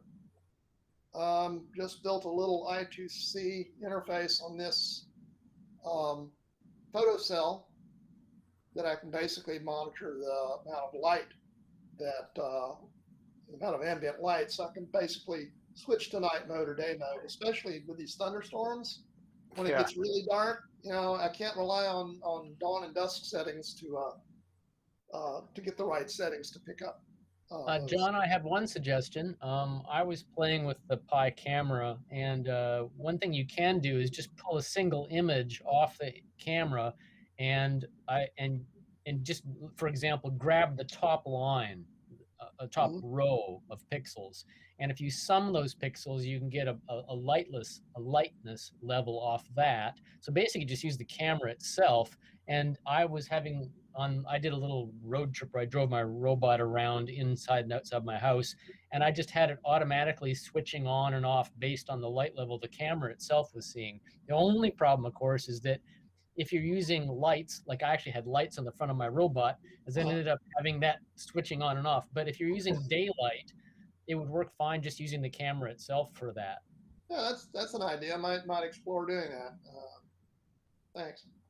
A lot of the cameras that you can get for the Raspberry Pi, they actually have basically a photo cell on the front of it and a filter switch. so you can, well, and if they don't have a filter switch, they'll have pretty good size infrared LEDs to illuminate a scene. And they're pretty cheap. I don't think they have it for the CS lens type. That's a relatively new camera for Yeah, I've seen those, and you're right. I think those have the version 1.2 of the camera, not the high quality camera. Right. I went with I found that the standard cameras didn't have enough resolution to pick out the license plate characters. Right. So I went with a 12 megapixel high quality camera. Yeah. Yep. Well, cool. Nice progress there, John. But I'm still working on the spider leg. I mean, yeah. I just printed out this housing, so the problem I had last week was any weight hanging off this thing would bend it in the middle. So I just 3D printed the sleeve that will provide support so that it won't flex when I put weight on it. That's going to be a long-term ongoing project. Eventually, when I have all 3 segments of my leg, I'll put them together and demonstrate it here. Cool. Right. Well, Murray, you were saying you were impressed with what was going on in Texas. Texas, though, I think in 2020 it was ranked 43rd nationally. So you can imagine what's going on in other states that are higher up on the list. You know. Yeah.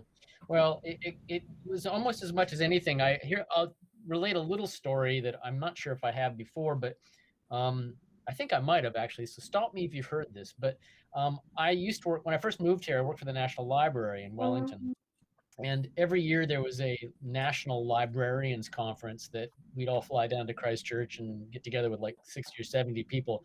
And one of our organizers brought somebody from the Cincinnati Museum down to present what the City Museum of Cincinnati was doing on their website and in their programs for the public. And at the end of that, there's a Q&A session. And it was a pretty amazing stuff. You know, the guy came down, showed all the stuff they were doing, and at the end, everybody's just going, wow, wow, wow. And this is the City Museum of Cincinnati, right? And at the end of that, I said, well, by the way, what's your operating budget? And he said, in US dollars, $220 million.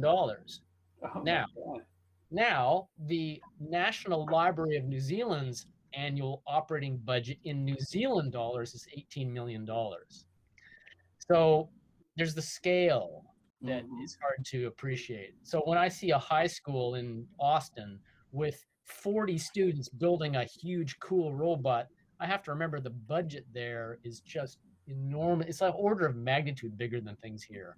Yeah. And that's kind of the hard thing to get used to here, is that we run on a lower dollar and we're a much smaller country. You know, we're 4 million or 4.5 million people in the whole country. So, yeah, it's hard to appreciate that difference until you're here. Yeah. 2/3 of Dallas-Fort Worth. Yeah. I recently volunteered or attempted to volunteer for Trimble High School in Fort Worth. Has a robotics club, and they actually have an instructor there who they teach a course in robotics. It's an optional course in robotics for the kids who want to participate. I got in late in the year, and they were just about finished with their robot competition. And I don't know, something happened, and it never panned out. They never contacted me back. So I don't know if their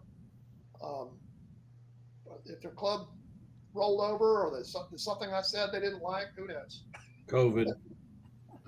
Well, that was before COVID. You know, that's. But anyway, yeah, they had a competition. I don't know if it was First Robotics or was the other popular one. Best might have been Best. But their challenge was basically a wheeled robot in a cube that basically had to go up to a bin and grab objects and sort by color and put them in a basket. That's the sort of thing that Kareem's team does.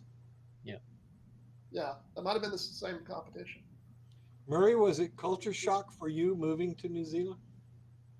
Well, I was living in England at the time, and I got to the end of my visa in England and had to make a choice. And I had some opportunities in Northern Europe or in Paris. Moving back to Canada because I'd lost my status, because I'm a Canadian citizen, by the way. So I'd lost my status in the U.S. So it was either Canada, somewhere in Europe, and then this thing in New Zealand panned out. And speaking English only, I've tried other languages, but it didn't pan out. New Zealand was, of course, the easiest because I had an offer or a possible offer in Paris, which would have been interesting for me to learn French again. I didn't learn, I tried learning French in 6th and 7th grade. So there's no language thing here that was a problem. The culture's very Canadian. It's very similar to Canada's culture. They're kind of a reticent people. They are polite, which I really appreciate, a polite society, except for behind the wheel, that all the passive aggressiveness, when they get behind the wheel of the car, they become the most nasty.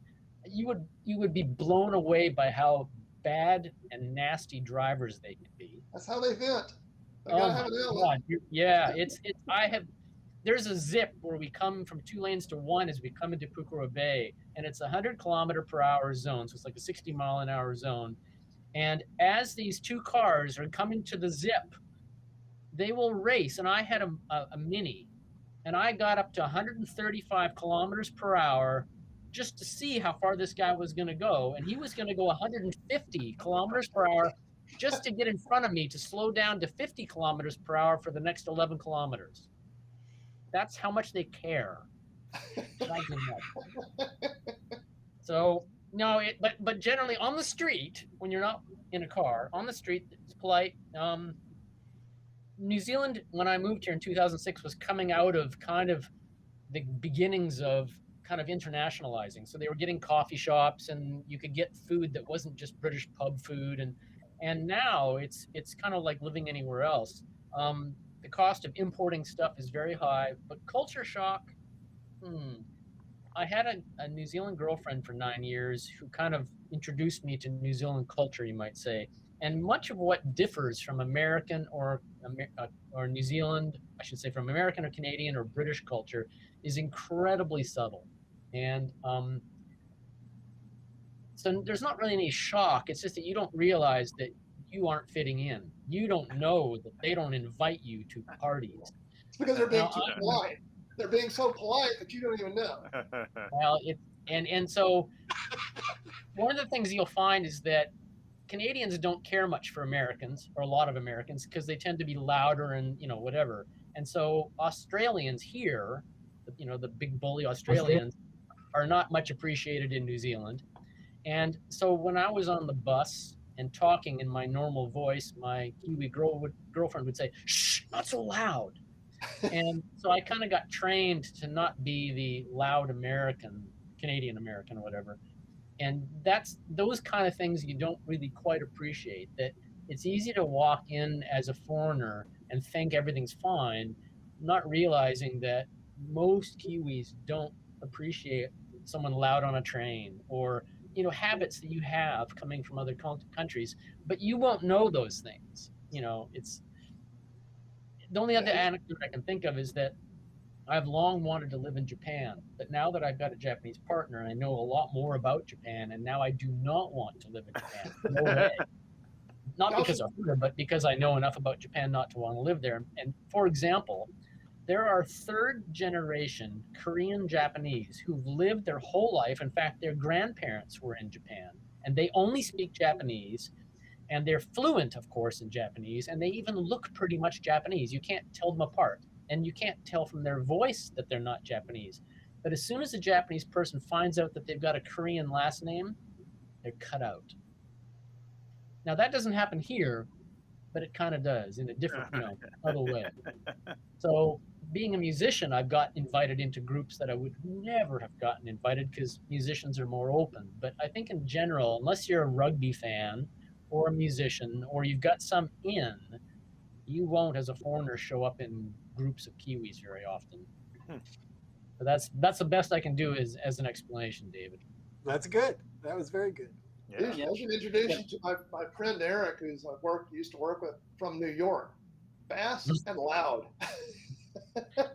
he's a classic New Yorker. He talks fast and loud.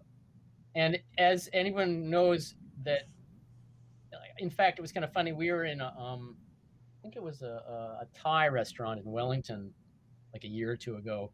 And I was chatting with my partner, and all of a sudden this pair of Jewish New Yorkers turned and just started having a conversation with us and introduced us as being from New York and being Jewish within the first 5 minutes, which reminds me of when I was on a bus from Sacramento to Chicago and sat next to this woman who within 5 minutes had told me about her abortion and her divorce and like that oversharing things that Americans do, right? That Kiwis do not do. So oversharing in this country is a real hazard. You just don't want to do it. Yeah. Anyway. When I was working for Hitachi, I got to go over to Japan for a couple of weeks for training and for Nokia a couple times. Anyway, one of the guys that he's expatriate. His name was Ron Bechtel. Ron had his whole family over there, and he said that he was like continuously challenged using the subway system because it seemed like a lot of the Japanese men would actually like run into him, as he was trying to get somewhere. And so he got kind of fed up with it, and he said, he was just checking him back, so he'd like, stiffen up his shoulder, and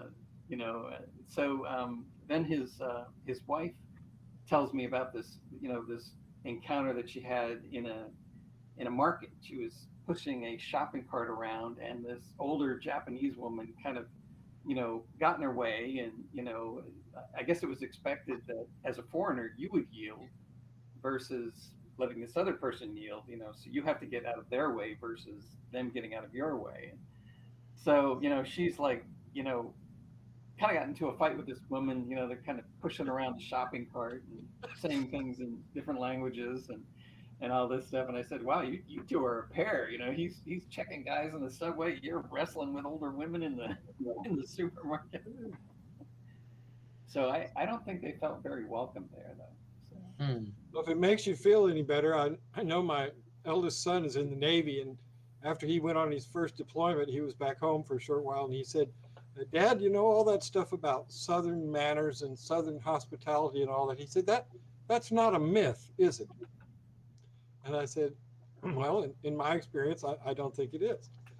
And our friend from Austria, he said when he was in Texas, he felt like he was in Austria. And so we said, why? And he said, well, Germans think Austrians are kind of slow and stupid. And Austrians think they're better than everybody else. They're Texas. Very nice. Cats are going stir crazy here. They're mad at me for sitting in front of the computer too long and not paying attention to them. John, do you have anything to say this evening? Me? No. Oh, it's Jean. Me? Not much. But yeah, I enjoy listening to you guys. Oh, and one thing I want to ask is, I know we have a club project called Suggested. So remember before I was like, why don't we work on something together? Just now you guys are talking about getting young guys coming in. I find I work on something just by myself is a little boring.